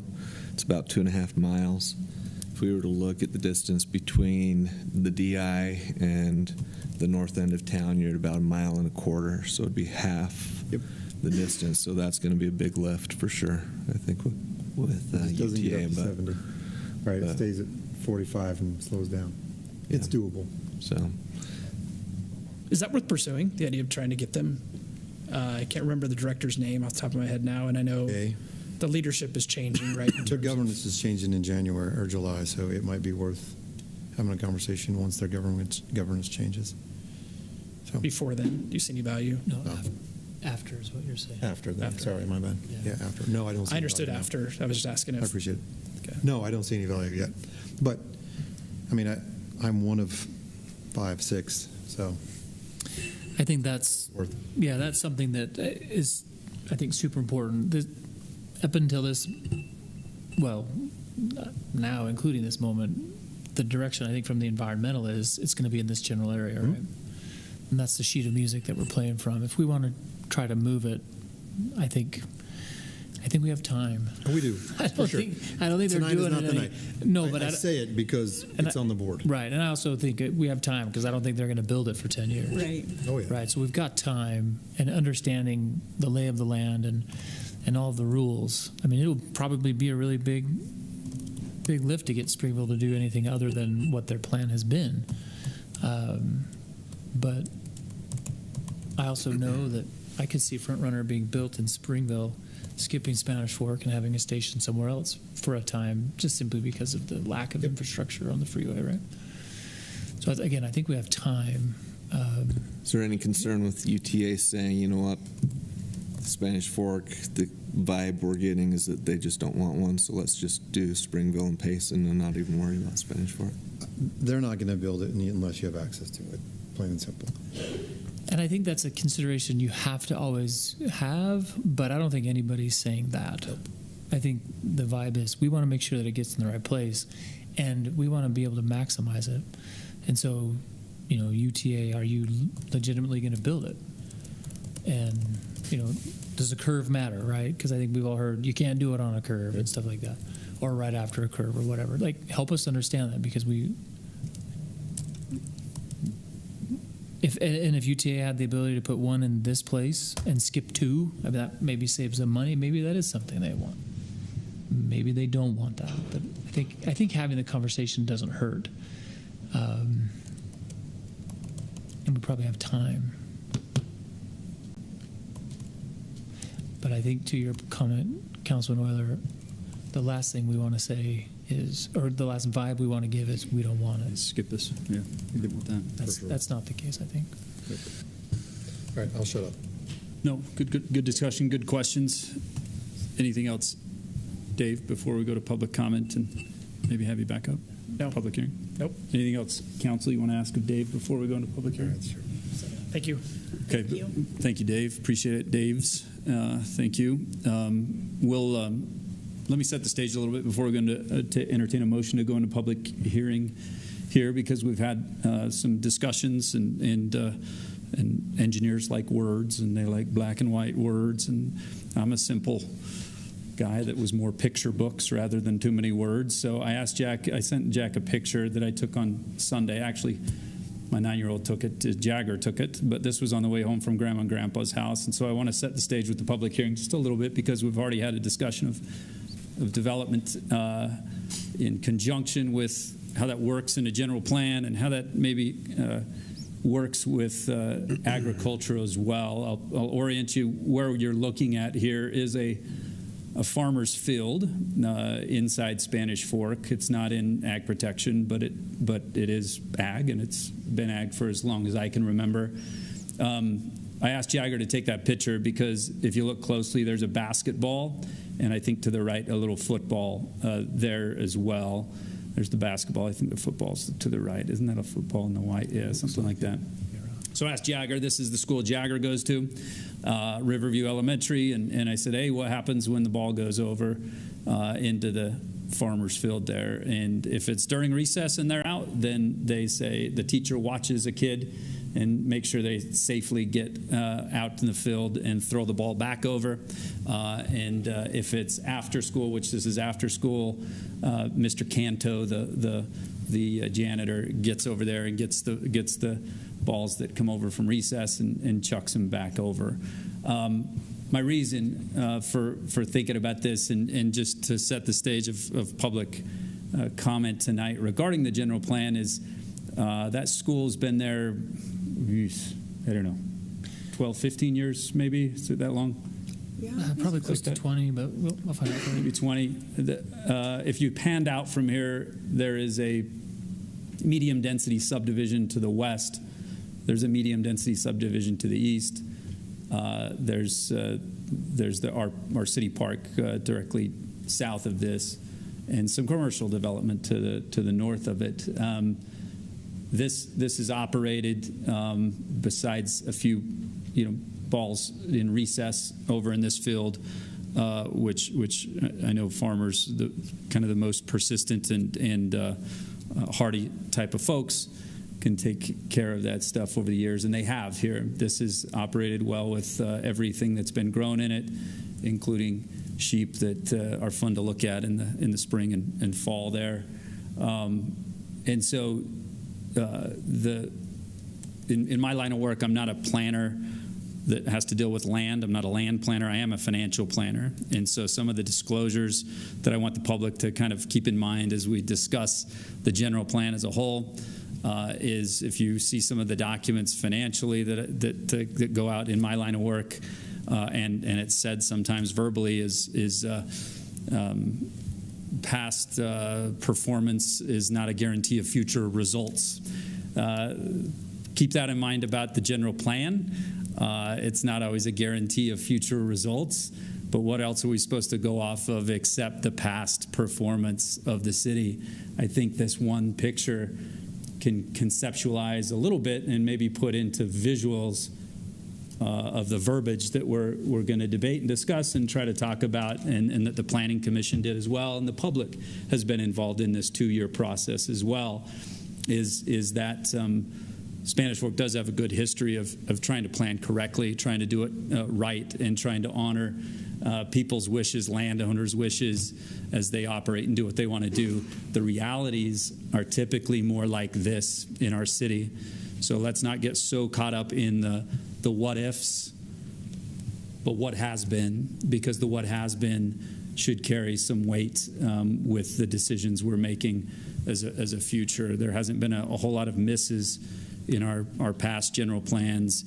Again, I reiterate what I've already said. Let's not let perfect be the enemy of good, of updating a plan. But if it's not perfect, it's okay. Landowners, especially farmers and other people that own land, can certainly come and petition their government, their local government, for an adjustment to that general plan. So just again, let's make sure, and we always are respectful in our comments and everything else, but let's keep in mind that we can be consistent about the what ifs, what if might happen, but what has been happening is a lot of land uses coinciding right next to each other for decades, and that'll continue to happen in our city with land wishes. So,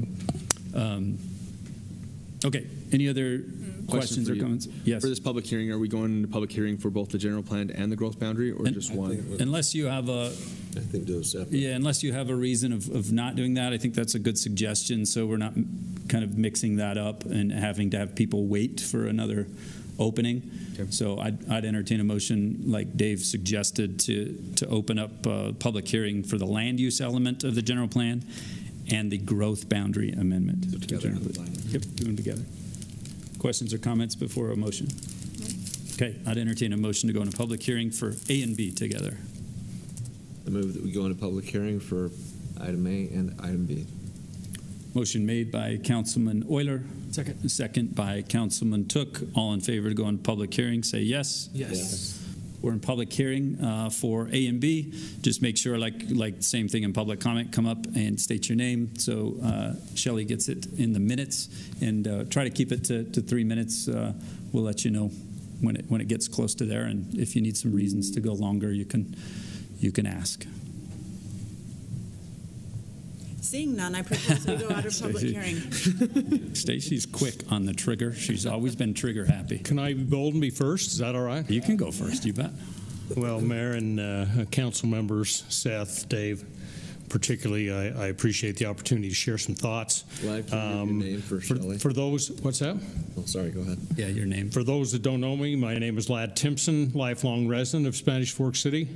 Aside from mission and graduate school, I've lived here for many years. And my comments have to do with the land use map and changes to the land use map that may impact a development of which we have land that's a part of. And I'll give you a little history. 6 years ago, when my dad, Bert Timpson, died, I discovered that he had designated me as the executor of his trust and estate, with a note that I always do what's best for his family. And among other responsibilities, there's a parcel of land that my siblings and I inherited. And after some consideration and conversation with my siblings, we decided to develop that land. Although we've continued to lease it to local farmers in the Larson family to continue to do agricultural activities on that. Now, I had no experience in land development, but I soon felt the burden, if I can use a metaphor, of kind of being on the first yard line, my first yard line, looking 95 or 99 yards down the field, saying, I have no idea what I'm getting myself into. And I have to say that there have been some defensive schemes that have been put before me, some that have been a little bit tougher to overcome than others, not the least of which were road expansions with the State Route 164 and the Lower Mountain Parkway with the Salem Exchange, et cetera, of which the county was really great to work with. Glenn Tanner, Richard Nilsson were awesome to work with, and we got many things resolved. Based on the prime location of this, and I'll just say it's in the southwest part of town, in what was annexed as West Meadows, and once again, our property is a part of a bigger development. And when I first looked at land development, I was approached by many developers and decided to go with Holiday Oil and Fieldstone Homes. Soon learned that that's not a winning proposition based on the land use map at that time, something that I wasn't familiar with but soon became familiar with. And so they graciously got out of the contract with me, and at that time I asked Mayor Mendenhall if there were possibly any developers that he knew that I could work with that would develop a plan that was congruent with the master plan and the land use map. And he pointed me in the direction of Elevate Development, and I've been working with them, I've been working with them for some time now. We've developed a plan that includes my property, which would be all commercial, and then adjacent properties that would be residential, mixed use, et cetera. We have signed a purchase agreement with a reputable commercial and retail developer and are ready to move forward. Yet, of course, we need to go through DRC, get approval from the council for the final plat, etc. But with the new land use map, it designates the area in which we're located as all commercial. And that presents a bit of a challenge, obviously, to develop that much commercial in 50 acres right off the bat. And so I guess while we've got this bird in the hand of this retail developer that's ready to go, I would suggest that we can mutually accomplish something that has a beneficial outcome with 3 elements. Number 1, we bring revenue-producing commercial retail center to this area with visibility and 3 major transportation corridors centered at the development, at the point of development. We could help overcome the city's challenge of dwindling residential development areas, and also help the state and city meet mandates for moderate income housing as defined in the city's plan for moderate income housing. The ball has reached the red zone. We have a chance to score. I would just hope that the opportunity would exist when we do go to DRC, when we do come before the council, that the playing field or the goalpost doesn't move so far away that we can at least score a field goal and stay in the game. And so I hope that we consider that, and those are my thoughts, and I appreciate you hearing me out. Thank you so much. Thanks, Lad. Thank you. Thanks, Lad. And don't let Lad set the precedent for everybody to take 6 minutes, but I'll try to be a minute under, okay? Tate Murphy, Elevate Development, partnering with the Timpson family and Lad on that piece there at the Benjamin exit. So Lad did a great job of expressing our concern on it. I mean, my bigger concern is even 20 years from now, when there is, if that turns into a state street and that flies over the freeway, the property that we're looking at for residential, that's where it starts to build and cross the freeway. And so even in 20 years from now, it will have really poor access for commercial. We talked to our retail developer that's working on it and said, we would never touch this for a retail piece. There's going to be one small, entrance in and out of it, and that's a lot of commercial there. And so I know you guys have to look at this with a long-term plan in mind, but even in the long-term plan, because that is going to cross the freeway and there's going to start being that buildup, we would propose that instead of having to go through another hoop and try to talk through the general plan again, that you guys hopefully will, as you're making these adjustments, look at that and express and take into account our concern. We have submitted a new concept plan that hopefully will be in front of the DRC, I think, on the 21st, and then hopefully in front of you all again. I know we've already talked about this once, and we have expanded the commercial.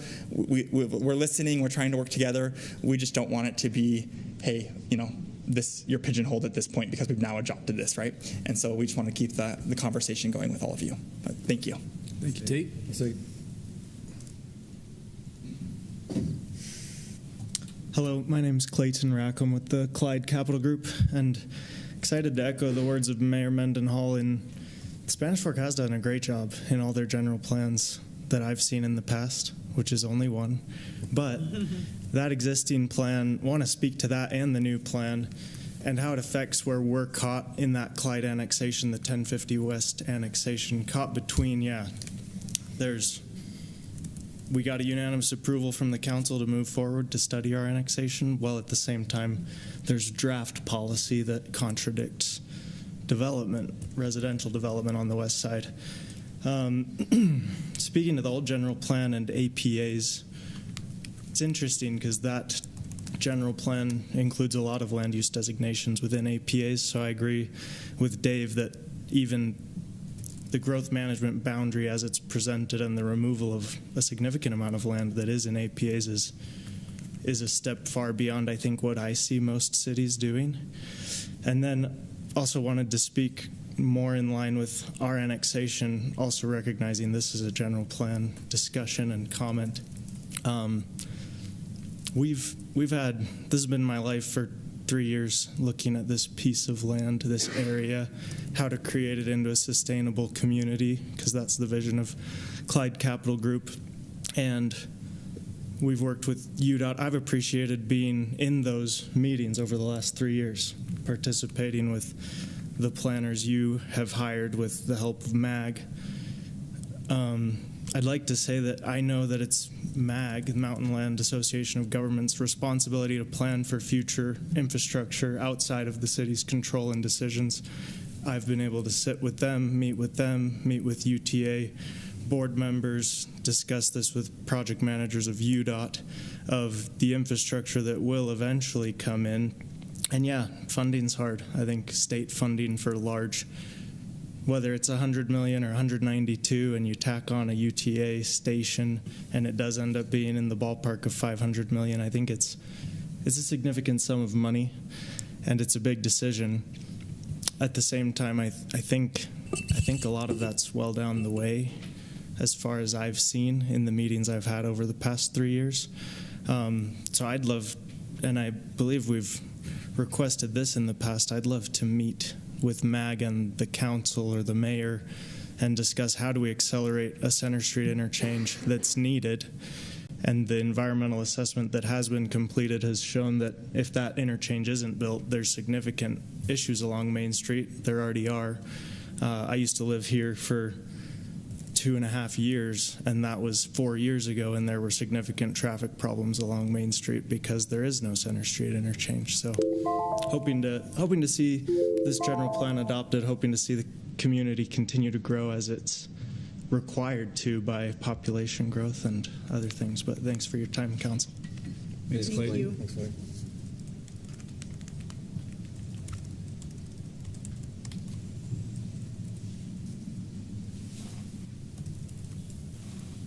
Hello, my name is Lisa Olson, and I am a lifelong resident of Spanish Fork.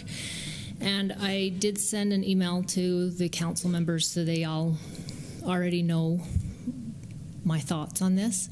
But I wanted to just let the public know, I guess. So concerning the general plan in the Leland area or near the Benjamin exit, or I believe that's what, 8,000 South.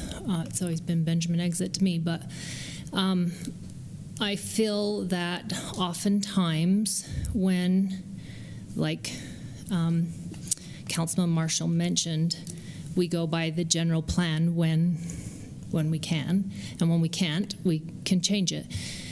But oftentimes when that general plan says it's zone, not necessarily, I don't know if zone, I don't know what the wording all is, but it says it's supposed to be a certain zone or density. We rarely go down from that, but typically go up. I rarely see it go from a high density down to a lower density situation. So in that area where there is ag protected areas as well in there, and I would love to see that kind of gateway into our city look a little different anyway, to bringing down that medium density residential that's proposed in there to even the estate, because we all know that that's going to possibly bounce up from there. So why not bounce up rather than start up, if that makes sense?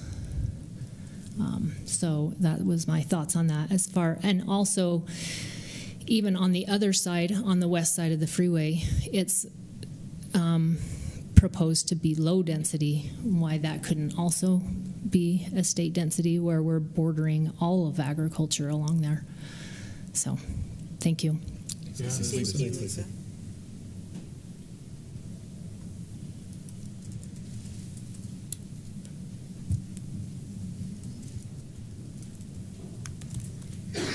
Hello, my name is Jackie Larson. I am the owner and manager of 7 Bar Farming, and my parents are Gary and Sue Larson, and they own Larson Cattle Company.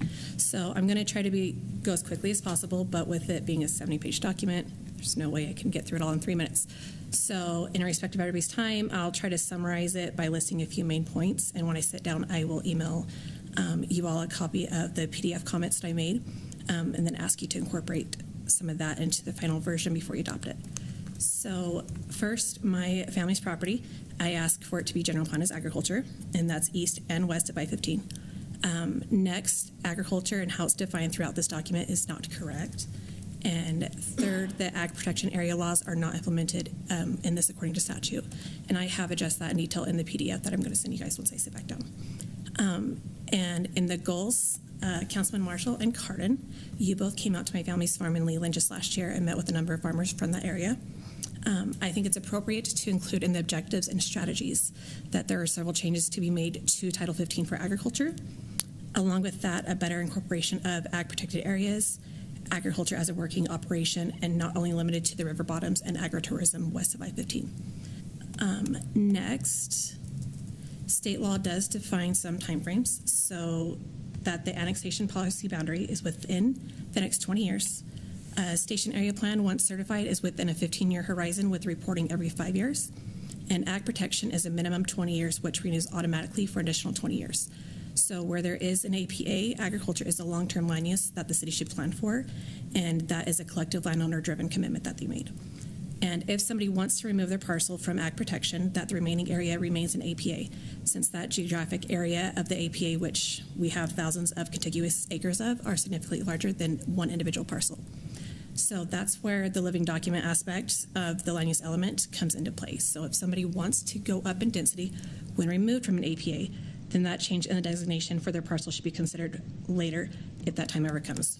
Mayor Mendenhall, not the what ifs, but the what has been in agriculture and an APA. So a couple more things, the separation into established neighborhoods and focused growth centers. What the draft is doing is structurally has placed agriculture outside the core planning framework. That draft sets up two real planning categories on page 10 of established neighborhoods and focused growth centers. So the draft explicitly says at the very end of that page, this structure forms the basis for the land use map and the policies that follow. So from the very beginning, those two categories drive everything that comes after, by which this functionally collapses agriculture into the future growth area system. It is treated as future growth land, not as protected and not as a long-term land use. And that's exactly why the growth management boundary policy ends up managing its conversion instead of protecting it. Can I just go into my next 3 minutes for the growth management boundary? That's the last thing I have. Okay, so the growth management boundary does not meet the city's legal obligation to APA law, and it does not avoid proposing land uses that are inconsistent with or detrimental to agriculture. This draft is planning a future development on agricultural land and then using the growth management boundary to say just not yet. So the simple way to understand the problem, imagine somebody tells you, we respect your farm. We're just going to map it for future subdivisions, but don't worry, we won't build them right away. That's what this language does. The land use map already designates your land for development. The growth management boundary might delay when it happens. So agriculture isn't being protected, it's being scheduled for transition to a land use that's not agriculture. State law does not say don't develop APAs right now. It says don't plant incompatible land uses on them in the first place. So the issue isn't timing, it's what is being mapped. The hidden switch this language makes quietly tries to change the rules from avoid planting incompatible land uses on agricultural land to you can plan incompatible uses as long as you phase them outside the growth boundary for now. That's a big shift. So why the identify and consider line matters, the city says we identified and considered all APAs, but that's only part of the requirement. What's missing is you can't map land uses that conflict with agriculture. So this becomes, we considered it while still planning something different. So in plain language, the current approach treats agricultural land like a future development reserve instead of protected ongoing use. There is a land use of agricultural in this draft land use element. I wish I would have got the exact page number.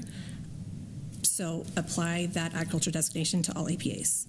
The draft language says that it tells property owners that agriculture will continue, quote, for the time being. But at the same time, it tells UDOT, UTA, and MAG to plan for roads, infrastructure, and such through those same areas, even outside the growth management boundary. That's a direct contradiction of ag protection. This is active urbanization planning, not agriculture preservation, because the land use map is what drives regional modeling. Those infrastructure decisions are being based on land use designations that ignore APA areas entirely. So what happens? Roads get planned, utilities get built, and then the city says growth is inevitable and moves the boundary. That's not preservation. That's a self-fulfilling conversion process. And agriculture gets pushed out, not by choice, but by policy and process. Thanks. Jackie. Thank you. Thanks, Jackie.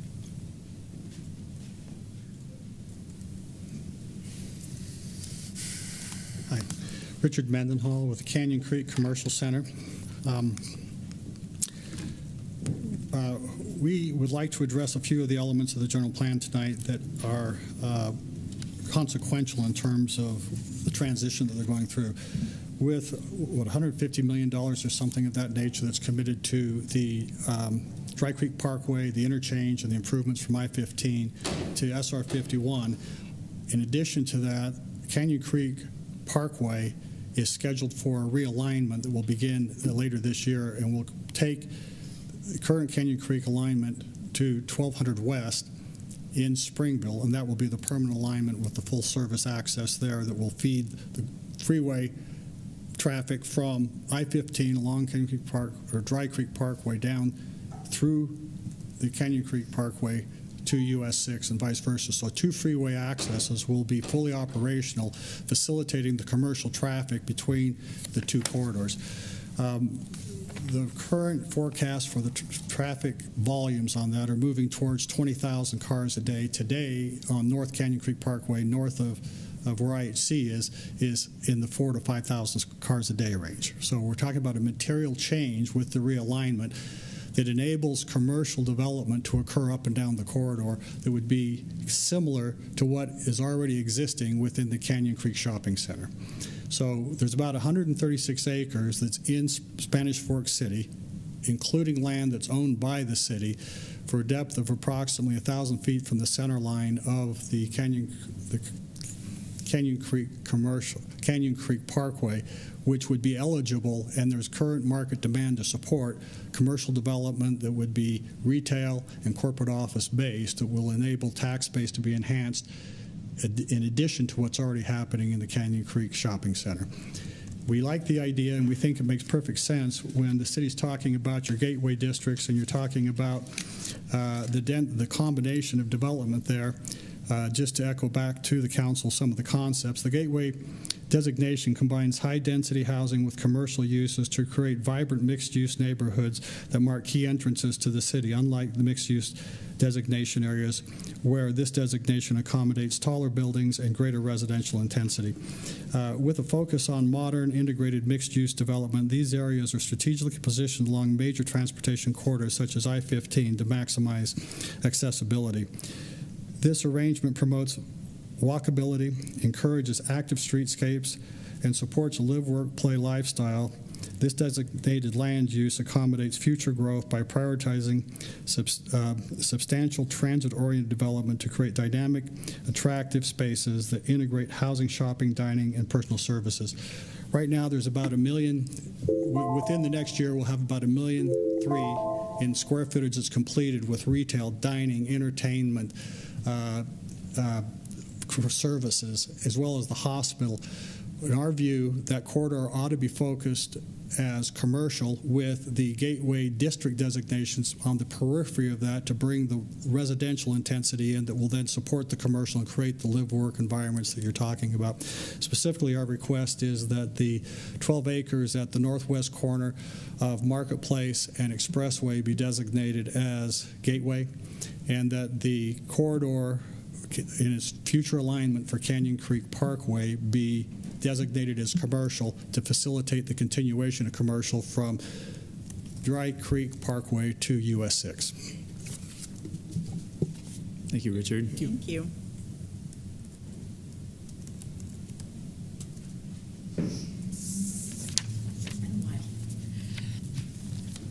My name's Jackie Smith, and my family owns a substantial amount of land in the Spanish Fork River Bottoms and on the Spanish Fork East Bench, and I am here to address the land use policy. I'm in a unique position because both sections of my ground are affected by this new land use.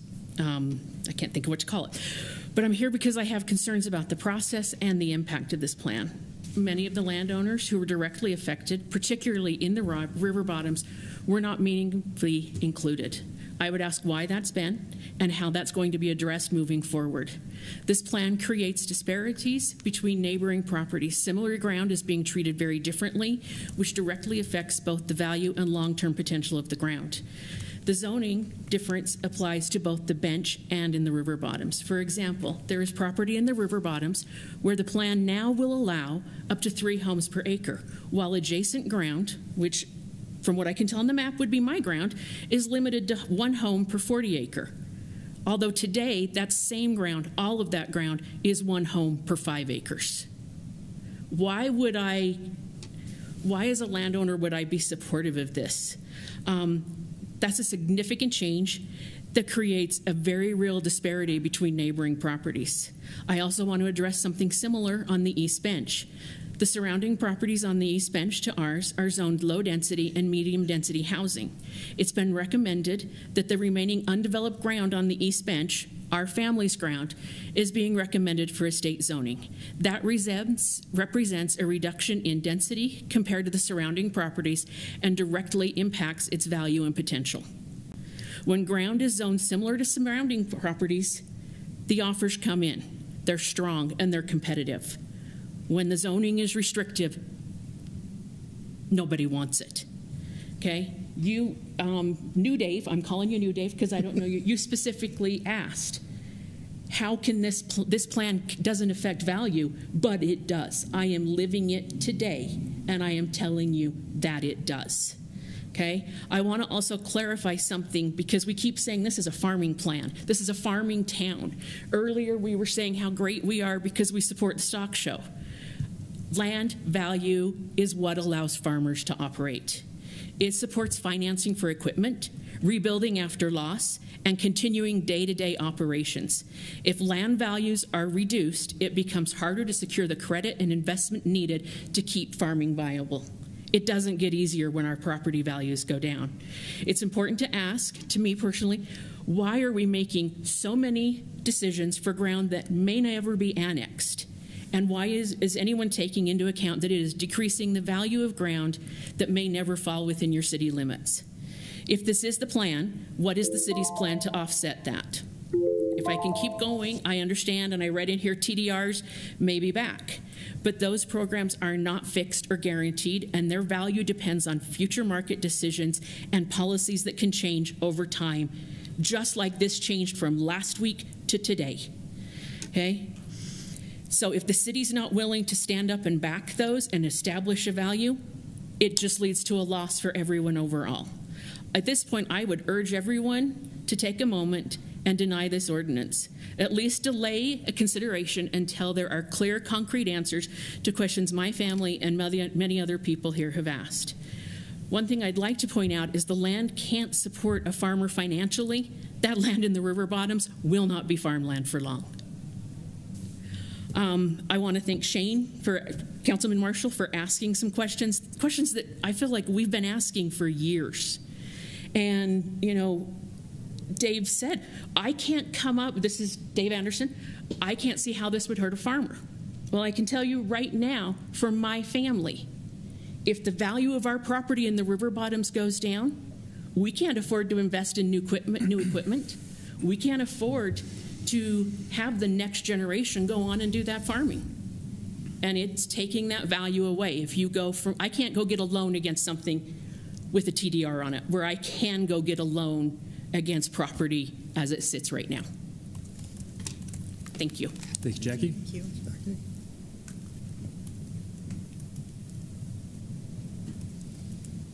Anyone else for public hearing?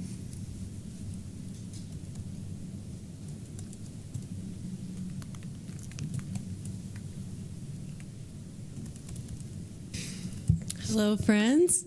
I have I'm Shauna Warnick, and I'm wearing my planning commissioner hat tonight. It's good to see all of you. Thank you so much for supporting the land use element update of the general plan. It's been a really exciting and interesting thing to be a part of. Thank you to Dave Anderson and David Mann and Brandon and the staff for all the diligent work and detailed refinement. It's a good product. From the things you've heard tonight, it's not a perfect product, and it's been interesting to be part of the process. I've loved listening and discussing with the public, particularly with quite a few different people, but I was part of one with high school students and hearing their perspective on things. I'm surprised that there's people that feel like they haven't been invited to be part of the process and give their input, because I've seen it on in many different ways. But I'm glad that they can come and comment now and be part of the process now too. As you know, most people think of the general plan as the map, and I appreciate the map updates and the sections that describe land uses. Super interesting. That's the first half of the land use element. I appreciate that as time goes on, there's provision to make changes and updates with the times, and that the changes should have pertinent and compelling reasons to do so. My favorite part of this is the second half of the land use element. It's the policy goals that show good practice and our values for our city development. It's very good pride and progress.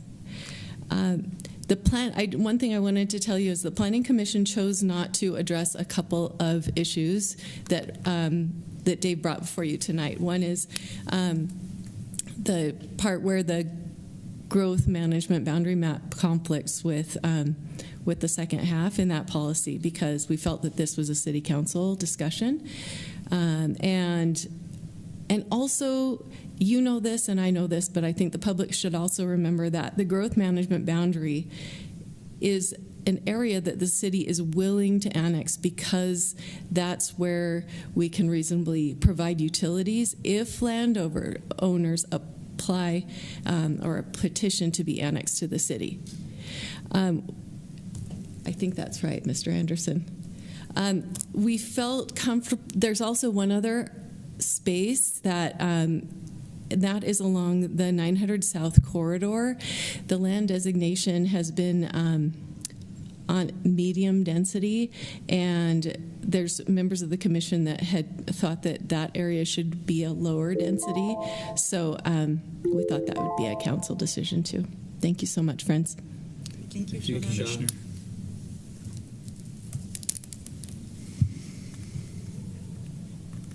Anyone else? Seeing none, I'd entertain a motion to go out of public hearing for item A and B. So moved. Motion made by Councilman Cardin, second by Councilwoman Beck. All in favor say yes. Yes. Thank you, public, for your questions and your comments and insights. Anybody want to, from notes that we've all taken like we do during public hearings all the time, any council members have questions or comments that they'd like to make from what the public brought up? I'll start with a comment. Just a thought. Maybe for anybody that's not familiar with a general plan update and what the city's going through at this point, maybe the public that are watching, you might get the sense that the city's starting from scratch, which we're not. We're actually doing a general plan update, which means there's a plan that already exists and has existed for 20 plus years. And you know, sometimes I think it would be easy to just kick the ball down the road and say, let's not do anything. Let's leave the plan exactly the way it is today. And in many cases, if you actually look at the changes between what exists today in the general plan and what's being proposed, there are not a lot of changes. Not a lot. Obviously, those that it does affect are here, and they're discussing that, and we are glad that you are. But if you look at the overall picture of the entire city and the changes that's being proposed between our current plan that actually exists and has existed, and I don't know how that's affected your properties over the past 20 years to have the plan that's been in place for as long as it has, but it's been there. Compared to the plan that we're proposing, there's not a lot of changes. So I just wanted to start with that. Thank you. I have a quick question for staff. There was that meeting that would happen last Monday. I know you talked about it, but were there any comments made that night, and also were there any changes made due to that meeting? What was brought up in that meeting? I wasn't able to attend. I meant to ask that earlier, and I forgot. Where were you? I don't remember. Probably nowhere good. Had it been possible, you would have been there, right? I'll vouch for you. You don't miss much. So the purpose of that meeting was for us to share information with people, with the understanding that the council had this opportunity for people to provide input, just a week later. So we weren't there gathering comment or really doing anything other than explaining the process and the document and its purpose and answering questions. So if I understood your question right, no, we didn't take notes relative to maybe issues that people wanted us to look into further or anything like that, with the understanding that this was the forum for that. So thank you. And then I had maybe a second question. Shane, you had sent an email. I don't remember when that was. You've sent a lot. It was like a week and a half ago, 2 weeks ago, with some verbiage change specifically. I couldn't tell if any of those were addressed. I don't know if they have been. Seth, you're shaking your head no, so I'm assuming no, they haven't. Not yet. No, I think specifically sorry, I just put an M&M in my mouth. As you were shaking your head no, so it was perfect. Caught me. Where this is coming to you, I think, and from the staff's perspective, it's difficult to have the one-off conversation in an email, but really appreciated that was shared broadly. So I think from our perspective, we're waiting for these conversations, and just we've noted them, they're a part of it, but we'll take that from the body. This has been a difficult thing to comment on as it evolves, right? You're right, I have sent a couple of emails. I appreciate the absolute silence from all of you on the comments that I've had. But it's and I don't know that I expected any, because Seth is right. It needs to be a broader conversation with us. But it's a 71-page document, and it's hard to have detailed conversations about every single page. So my plan was to come tonight, listen to folks, take the emails that we've gotten. I'm surprised I don't have one from the second Jackie yet, but it might be coming. It is. Okay, perfect. I didn't know until yesterday. Perfect. I'm paying city bill. I'm active on the Facebook page. I get city updates. I have not heard much about this until yesterday. So I appreciate the emails, because it's hard to say what you need to say in 3 minutes. Or 6 minutes, whatever we give somebody. It's difficult. It's floating up to 10 and 12 sometimes. As we continue going. Right. But I think what's important is you've expressed it. Richard has an email to us that is more detailed than what he was able to say tonight too, and Jackie's the same way. And so I think for me, it's okay. I heard some things tonight. I need to internalize this a bit, read the emails a bit, get to the comments that I addressed, and then sort of like, how do we move forward though? From where we're at today to any comments that we want to put into the document, I think is to your point, Mike, is don't let perfect get in the way of good. But there are some things in here that we've heard tonight that we probably should debate and talk about. I don't know when and how to bring those up, to be honest with you. Maybe you, Jesse, are smarter than me on this. My thought maybe is similar is because I think there was very specific land use, I don't want to say issues, but problems with different places. And I think that it would be naive for me, I'll speak for myself, to say, hey, oh, I know what you're talking about, and we already have that figured out. I think we have to look at those on those one-off basis, just like we would do with any other general plan change. But with it being so vast, it's hard to say in one meeting that we're going to be able to address those or even address them at all in some ways. So my thought would be similar to yours, I guess, Shane, is to take all of the inputs that we're hearing, the emails, the different things, come back and say, or even on the one-offs, talk with city staff, say, hey, this is what I'm thinking about that. They can kind of get where that's at, bring it back here, and then we say, let's debate it again, and then hopefully we're to a point where we can approve something or move something forward, because I think there are so many things in this document that are good, that are headed the right way. Sure. There are probably those ones and twos that we need to fix, and they're going to continue to happen. But I think that when we have landowners coming to us and saying, hey, this is something you need to look at, I think it would behoove us to take that time to look at it. I think it's good to recognize as well that this has been a process. We've been looking at this for a very long time. We're not done yet. No matter what we end up with, we're not going to make everybody happy. We've already had here tonight 2 separate individuals that want differing things with the area that they're talking about. So if we do one for one person, it's going to upset another person. We're never going to be able to get a plan put together that will make everybody happy. As a council member, my goal or my purpose is to focus on the residents of Spanish Fork and do what's best for the community of Spanish Fork. And what that ends up being, we'll find out. We're still going to have some discussions, but either way you look at it, no matter what we end up with at the end, it's not going to make everybody happy. We could say, let's scratch the whole thing, not vote on it at all, just deny it and leave the plan that's there right now. That's not going to make people happy. And so no matter what we do, we try and make the best plan for the benefit of the whole of Spanish Fork City. Yeah, I would say welcome to planning. Welcome to time in public service is what we hear from public hearing on a general plan. So make sure to note the general nature of a plan is one landowner / farmer getting up and saying, I'd like this to be down zoned to just very low density, and the 3 comments later, I'd like it to be up zoned in a different geographical section of the city for purposes that are completely reasonable for their property or their outlook or what it may be. Again, council, I would say, and 3 of you have been commissioners before council members, I'd say maybe that's a decent sign that you've struck the right balance. Is everybody that comes is mad about what we're talking about.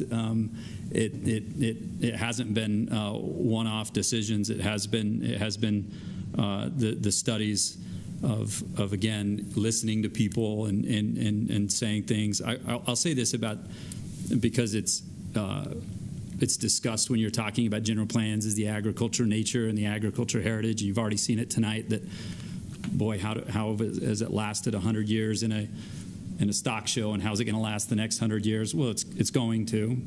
And I don't believe that there's a landowner / farmer in here that, regardless of the protection they want to do their own thing, wants to control what happens across the fence line from them. I hope I'm hearing that correctly, because as the elected official, I think it's unwise that we say, well, this is protected, and the way we need to afford protections for this business, this economically viable and heritage-based business to continue, is to not have anybody else do anything around it. That is not the heritage of Spanish Fork, and that's not the progress of Spanish Fork. Like the picture I showed you, but like many pictures you could take around this community, those uses have been compatible for decades and decades, and that's where I'm getting at. What has been has happened successfully, and will continue to be successful with good planning. Does that mean there could be some extra traffic on roads in front of farms? Yep, it does. That happens. That's already the case. I can tell you there's agritourism places where my quick way to get to the freeway is not very quick in September and October, because there's people headed to the same place to get their pumpkins and go on the hay rides and stuff. So that's an element of this plan that is going to move. I think that's the one overarching admonition or direction I'd give the council is, as we discuss and debate this, continuing. And now we've had a public hearing, and I count, I don't know, about 7 or 8 people that have come here. That does pale into, Lynn, you and I can talk after. Why didn't you get up when we had the public hearing? My goodness. We have a public hearing coming up on disposition of surplus land. You could get up on that next. Oh, I don't care what he says when he gets up here, but we're going to have a public hearing. We got one left. But I will tell you again, my admonition is that we are a heritage where no one, if they are making a case, they should rethink it about trying to control someone's ground to do something different next to them. One of our oldest council members that was here when we first cut the ribbon in this space came and spoke to us, and I don't know how many were here or not, but when a development was happening across the fence from him, he said, well, I've got rights on my side of the fence, and they have rights on their side of the fence. And I think we need to make sure we're respecting that and honoring that, because that's the heritage that this document continues to protect and foster, frankly, as an update, like you mentioned, Councilman Orther. I think that's an important part too. It's an update of a plan that's been here for a long time, and we'll have another update within another decade too. So. I don't know if I had a question at the end of that or just the comments of it. Councilwoman Beck, do you have anything? I think it sounds to me like we want to table this and think more about it. For how long does staff need to know? Do we want to come back in 2 weeks when Seth Perrins is not here? No, we want him here, so I think we'd have to go into May. Another question I'd have with Ladd, he's ready to go to DRC. Does he just stall everything, or does he just keep moving? We have a general plan in front of us right now. Go. Okay, keep going then. Ladd, is that fair direction for you right now? He's getting. Yes, I won't be at the DRC, but Elevate Development will be at the DRC. Okay. I would suspect that, they would go to Plant 50,000. Perfect. On the land use map that we had when we joined our partnership. Yeah. Great. I just wanted to. I would still expect them to go with No DRC. different than what they've done in the past. Good. Okay, I just wanted to make that clear. If we're going to table this for a month, that you guys don't feel like you can't do anything. So keep moving forward. Okay. Manager, you look like you're grabbing the mic. I've got a couple of things I want to say, but I don't want to taint the jury pool. Well, I don't want to mute anything that anybody's got. So, yeah, keep talking, and then I want to sum up a few thoughts. So to Jesse's point, going back, listening, or sort of internalizing this, what I'm planning to do is send you all, staff, here are the 5 things that I want to talk about in public at the next meeting to debate and get some resolution on, so that it's not, here's 25 comments from Shanigan. That's not working, right? Still, well, you're gonna have them. Don't give me that crap. You're gonna have them. No, it's totally fine. Seth and I sat down with ended up in spam. I don't know. There was 80 comments on the first round. Seth and I sat down. We walked through most of them. We disagreed on some. We agreed on some. But now's the time to be like, okay, here's the things that I want to talk about in front of the public with you all, and I'm just going to list them out. Right. Then sounds great. Is that okay? Well, I think it's fair to say, like, I think it would be good for all of us to say this is what I'm missing. From March 24th, which was the last update, right, till anything that we're going to change, I think that we should have like a conversation about, like, because we're saying we had a public hearing on this document. Here are the changes we've made since that date. Yep. I would almost recommend or suggest that. I think the email is good. I think it'd be good to go in and sit down with staff, sit down with Dave in his office, and hash out your thoughts and your ideas with him. Maybe have Dave be the one that runs that discussion next time it comes up. That makes me really uncomfortable. I think that probably makes Dave really uncomfortable. Here's what I was going to say, and maybe this will change the direction. I don't know what your issues are that you want to talk about. Shane suggested, maybe 5 things, and that number's probably not the exact number, but he's got a couple of items. From what I can gather based on the conversations tonight, at least from the public that was here and expressed their thoughts about it, there were really 5 areas, but I'm going to actually boil them down to 3. The Leland area generally, and I mean, that's all over the place, right? I don't want medium density residential. I want medium density residential. So the Leland area, at least from the comments from the public here. I don't think I heard anyone say I want medium density. Well, I guess you had the Elevate group saying they wanted housing. Yeah, they want housing, not commercial. Housing in that area. Sorry. And then you have the 1050 West area and that concept of the growth boundary. And do you want to consider that one? Do you want to consider the Stevens Hill area? You got the Canyon Creek Parkway corridor. Those were the three areas that were talked about. And then there's one kind of area that Ms. Smith talked about that I don't mean to be, I certainly don't want to inflame with what I'm about to say, but as I was looking at the old general plan and I'm looking at the new general plan, there's absolutely no change between what was the general plan and what is the current proposal of the general plan. So I actually don't see a whole lot of room to talk about that. We aren't proposing to do anything different in the proposal that's in front of you today with what has been the general plan for the last 10 years. So I don't know what more to suggest talking about with that one. Sounds like she has some concerns, I guess, but in terms of what was proposed, there isn't a difference. There's not a delta between yesterday and today. So three main areas that at least are being suggested by those here that they would like you to talk about more. I'm not saying that's what you want to talk about, but those are the three general areas that I'm hearing. Seth and Dave, real quick, while we're discussing Ms. Smith, she brought up the concern or the question about TDRs. Can we just maybe address that real quick? Is there anything in the new plan that discusses or talks about TDRs? Yeah, the new plan, if you look at the goals and objectives section, it talks about in the back that you could possibly use the tool of TDR, and I think that's the only mention of it, of TDRs. But have we actually approved any kind of TDR policy? So there's nothing on the books that we could even do with TDRs? Nope. You had the public hearing, and then you've not acted on that since. Okay. Can you also confirm their property up on the ridge? Is that different in, I think it's estate density now?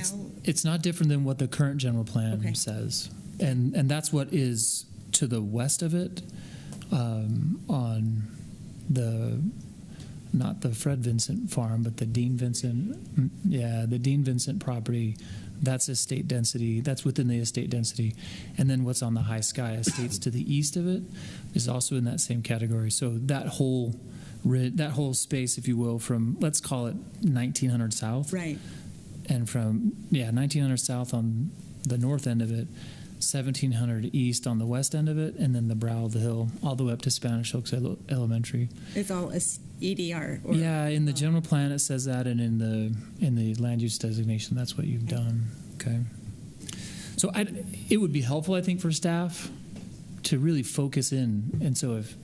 Well, and I think I'm happy to stay after and talk to anyone that would like to talk, but just to get some clarity, I think the two separate pieces of land, when you start going off into the river bottoms, different, where maybe our general plan is discussing, hey, if that was ever to come into the city, it's not inside the city.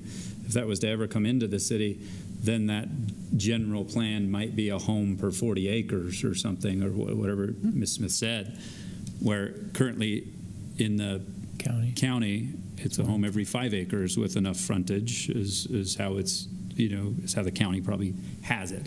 Happy to discuss that, further and what that is, but I think that's what. Yeah, and I don't know that the general plan would say it's 1 in 40. I think 1 in 5 is probably within the purview of the. The ag zoning. Ag general plan. Yeah, ag general I think is 1 in 40.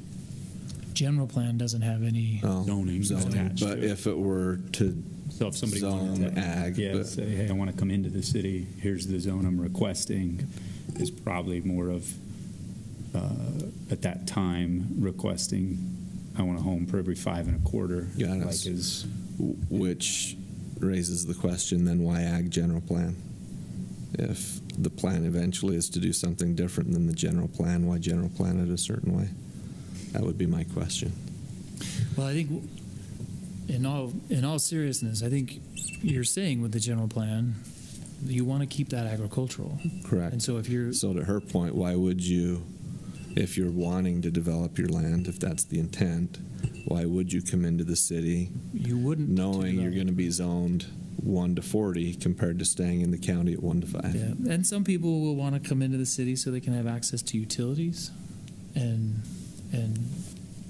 do something different than wells and septic systems. Which maybe should be a point about again, we're hopping around geographical areas, but it's the areas that have been discussed tonight. I mean, again, we've said this in planning before and discussion of landowners that have come and requested things.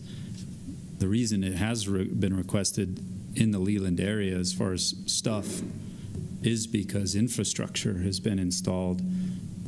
People have sold property to the city for lift stations, for utilities.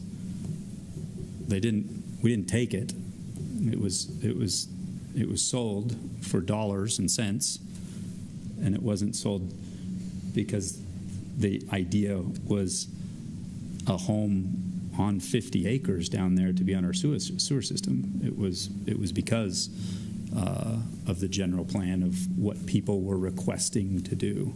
And so us as a city, if you're entertaining selling some property for a sewer lift station, the sewer could go that way.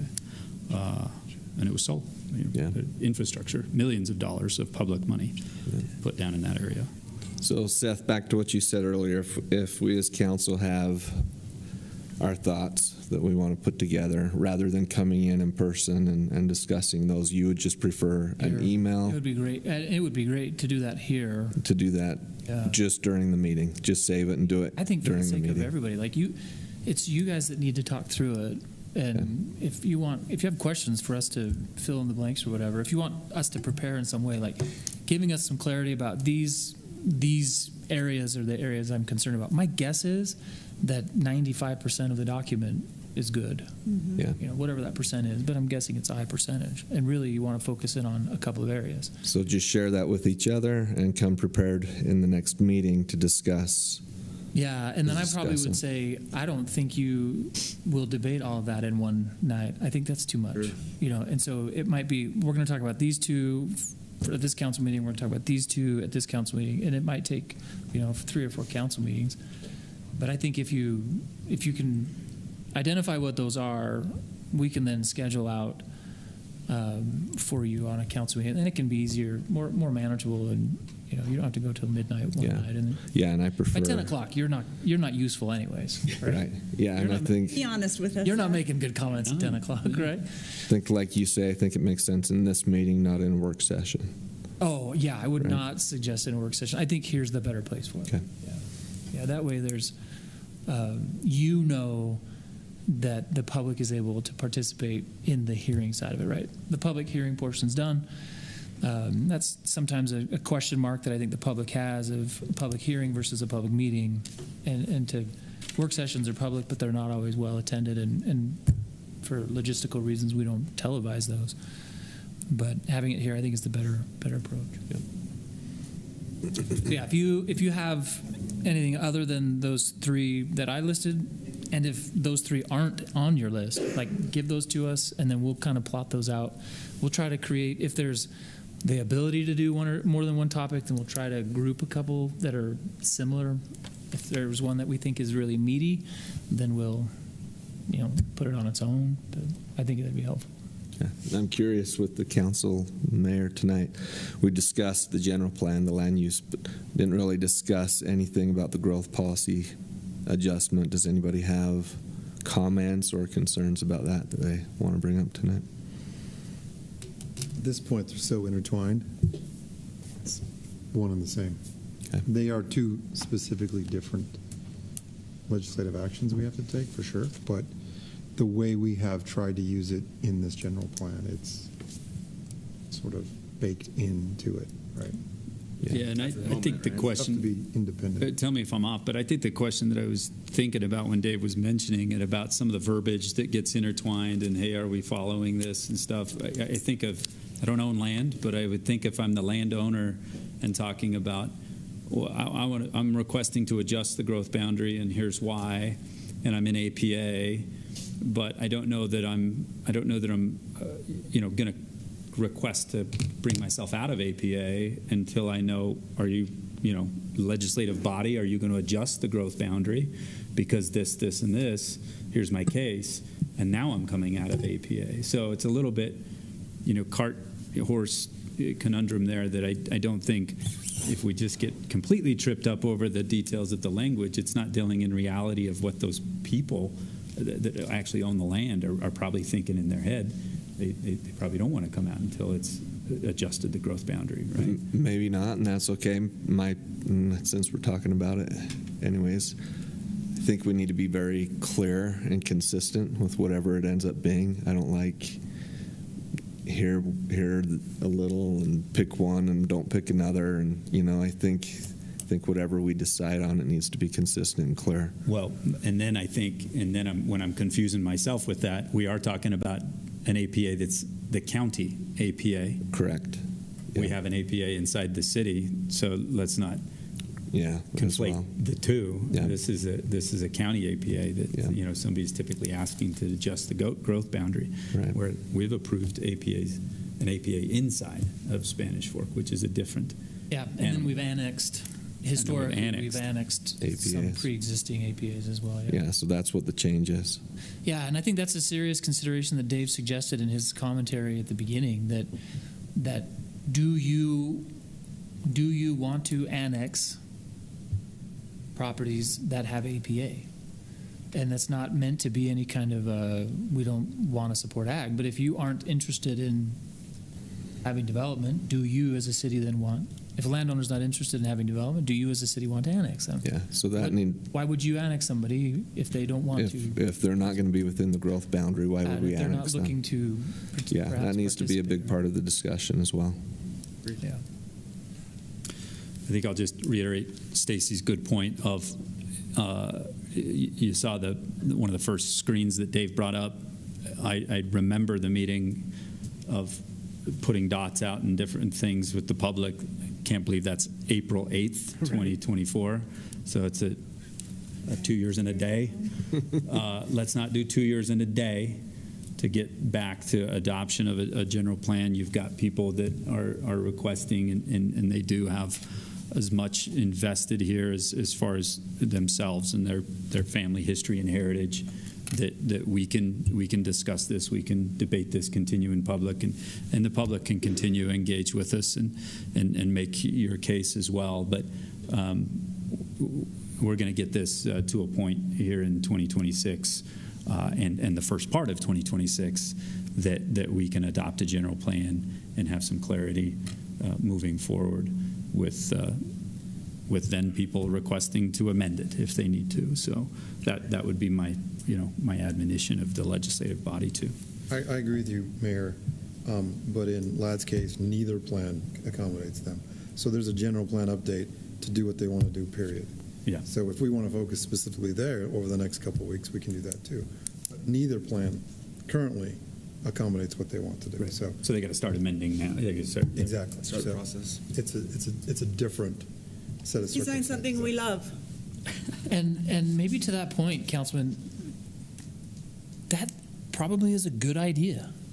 It forces us, because somebody makes an application, to put a spotlight and a microscope on these parcels, right? My guess is that we're going to be talking a little bit higher level, maybe not, but you're going to be talking more policy and broad than parcel by parcel in some of the things you want to review. If somebody wants to call the question, they can submit a general plan request change, and then they have the due process associated with that. Sure. I think that's a great idea. We have a approved plan. Yeah, and I think you all know this, but we have in the last 2 years processed, I don't know how many, but it's at least 2, but maybe 4 or 5 general plan changes outside of this general plan process, right? Some fairly significant, because somebody said, I can't wait for that, I don't want to wait for that. I'm going to put a spotlight on this, and a microscope rather on this, and I want you to focus on it. They fill out an application, they go through that application and the structure of that requires you to give them the due process. And I think that's the prerogative of any landowner to nudge you in that direction for them. Yep. Agreed. Well, as we move forward and discuss these things, Richard, I would just ask you, email Mayor and Councilman Marshall and I your thoughts and ideas. Will you make sure you send those to the other 3 as well, so they can be looking over that as we're discussing them? Okay. And staff? That'd be great. Okay, yeah, probably Dave and Seth, yeah. And then with Jackie Smith, are we going to talk about what her issues are, or does she just need to have maybe a private conversation with staff about not a lot of changes, or? Yeah, at the moment, I don't know where the general plan is proposing to not change at all there. I mean, it sounds like she has issues with the general plan. Okay. Right, whether it's the old or the new. And if she wants to... I think Shane's comment probably applies there too. Like, there's not something that we're considering at the moment that addresses the concerns that she's expressing, right? Because both plan, the old and the proposed. Then those 3 to 4 things you mentioned, I'm comfortable moving forward with having open discussions. But I think, Jackie, if you want to clarify in writing to us whether it's the old plan or the new plan, go ahead and do that. Mm-hmm. Absolutely. Just because we haven't changed something does not mean you don't have an issue with it. So look through it again. Let us, again, it's hard to do it in 6 minutes. So if you want to clarify stuff, please do. 4 other people in the room have. Perfect. Questions or comments up here? It sounds like somebody was maybe putting together a motion. We've had the public hearing on A and B, and we can motion to, I believe. We need one. Do we There's need not a motion so we don't have to required table here. anything? You've satisfied the requirement of holding a public hearing, and no action is required. You don't need to table anything. You're just going to keep working on it. Okay, perfect. For 18 months. Yeah, not for 18 months. I think a motion of time certain decision is probably good, based on what he just said. I kind of verbalized that motion. Well, you can't make one. Make a motion. We'll move on. Thank you, everybody, for coming. Thanks for keep an eye on. It's the most exciting Tuesday nights ever is city council meetings and Wednesday nights planning commission. But this will be continued to be discussed, and you can make your your points to us. Obviously, we're all available via text and email and staff as well. So, thank you all for the public hearing tonight. Item C is a public hearing, too. Mr. Swenson was here, probably not going to talk about that item, but I might invite him up when we go to public hearing. Who's talking about the disposition? Okay. Talk then. Okay, perfect.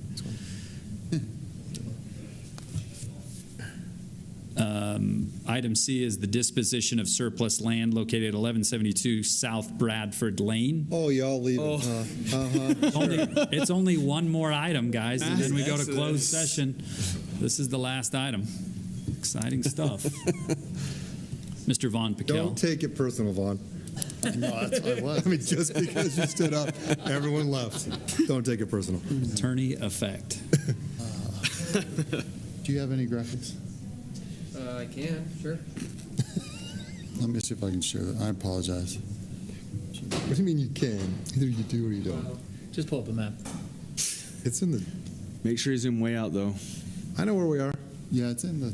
Yeah, okay.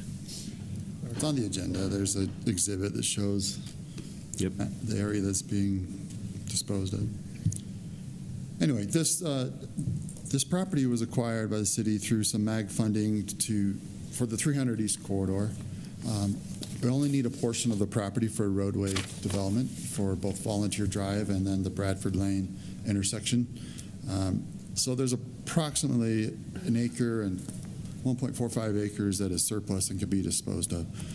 The proceeds of that sale would then be returned to MAG, since that was the source of the funds to begin with. In the right spot? Yep, you're right in the right spot. There at the intersection of River Bottoms Road and Bradford Lane. That property that says 1172 on the house. Logo to me. That piece of property. Which one? 1172. Down below. Just a That little whole bit. parcel there. That's it. If you click it. Yeah. That's it. Yeah, in your agenda packet, there's a graphic that's showing the property to be disposed of, and also the notice that was posted for the property. Does it go back on the market just for whoever to buy? Take bids? Yeah, anybody could make a bid on it. Yeah, for sure. Questions? We talked about this in a previous council meeting, but questions for Vaughn before public hearing about this? No. I'd entertain a motion to go into public hearing for item C. So moved. Motion made by Councilman Marshall. Second by Councilman Euler. All in favor say yes. Yes. Yes. Public hearing for item C, surplus land at 1172 South Bradford Lane. Anybody want to talk to that? Don't all stand up at the Going same once, twice.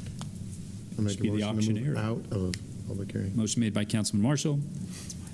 Second by Councilman Took. All in favor say yes. Yes. Discussion back up here. Does anybody have any reason why we should hold on to surplus property except sell it and get the public's money back? Yeah, let's sell it. I would entertain a motion for item C. There's no motion. Oh, there's not? Just a public hearing? Yeah, just public hearing tonight. We'll Gotcha. bring back offer later. Makes sense. Get that. Boy, guys. We've had some discussions with some property owners surrounding it to potentially involve the land into their developments that are immediately adjacent to it. Those discussions have been productive, and But anyone can buy this. anybody can buy it. Anybody certainly make can put an offer on it. Offer on it. Yeah. You interested? We have not had any interest from anybody other asking than if Shane those if he's immediately interested. adjacent to it. He's asking. So I'm trying to negotiate a curious. deal right up If here. he's If he wants to make an offer on it, he can. We will excuse him looking from for some future horse comment. property or something. I do not. Full disclosure, I was just He's curious. just having fun. If someone could. Yep. Okay. Yep. You will be the body that sells it, even though the funds go back to MAG. The property is in your name, and you're the steward of that. So you will at a future closed session review any offers, discuss the possible uses of that land, and then decide from there what to do. Perfect. Questions on that? Nope. Makes sense. Thank you, council. Anything that needs to come in front of this body before we go into closed session for, I believe, land transaction? Is that right? Nothing else? I'd entertain staff. Anything that you need to get in front of council before adjourning closed session?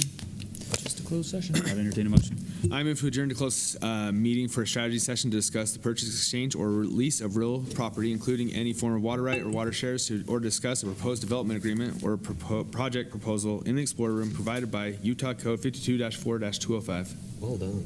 Second. That's why he is our Easter egg MC. Thank you, Councilman Cardin. Motion to Councilman Cardin, second by Councilman Euler. All in roll call vote to go into closed session. Councilman Took. Yes. Councilman Cardin. Yes. Councilman Euler. Yes. Councilwoman Beck. Yes. And Councilman Marshall. Yes. We're in closed session. Thank you, everybody, for joining us. Appreciate you being here. Thank you.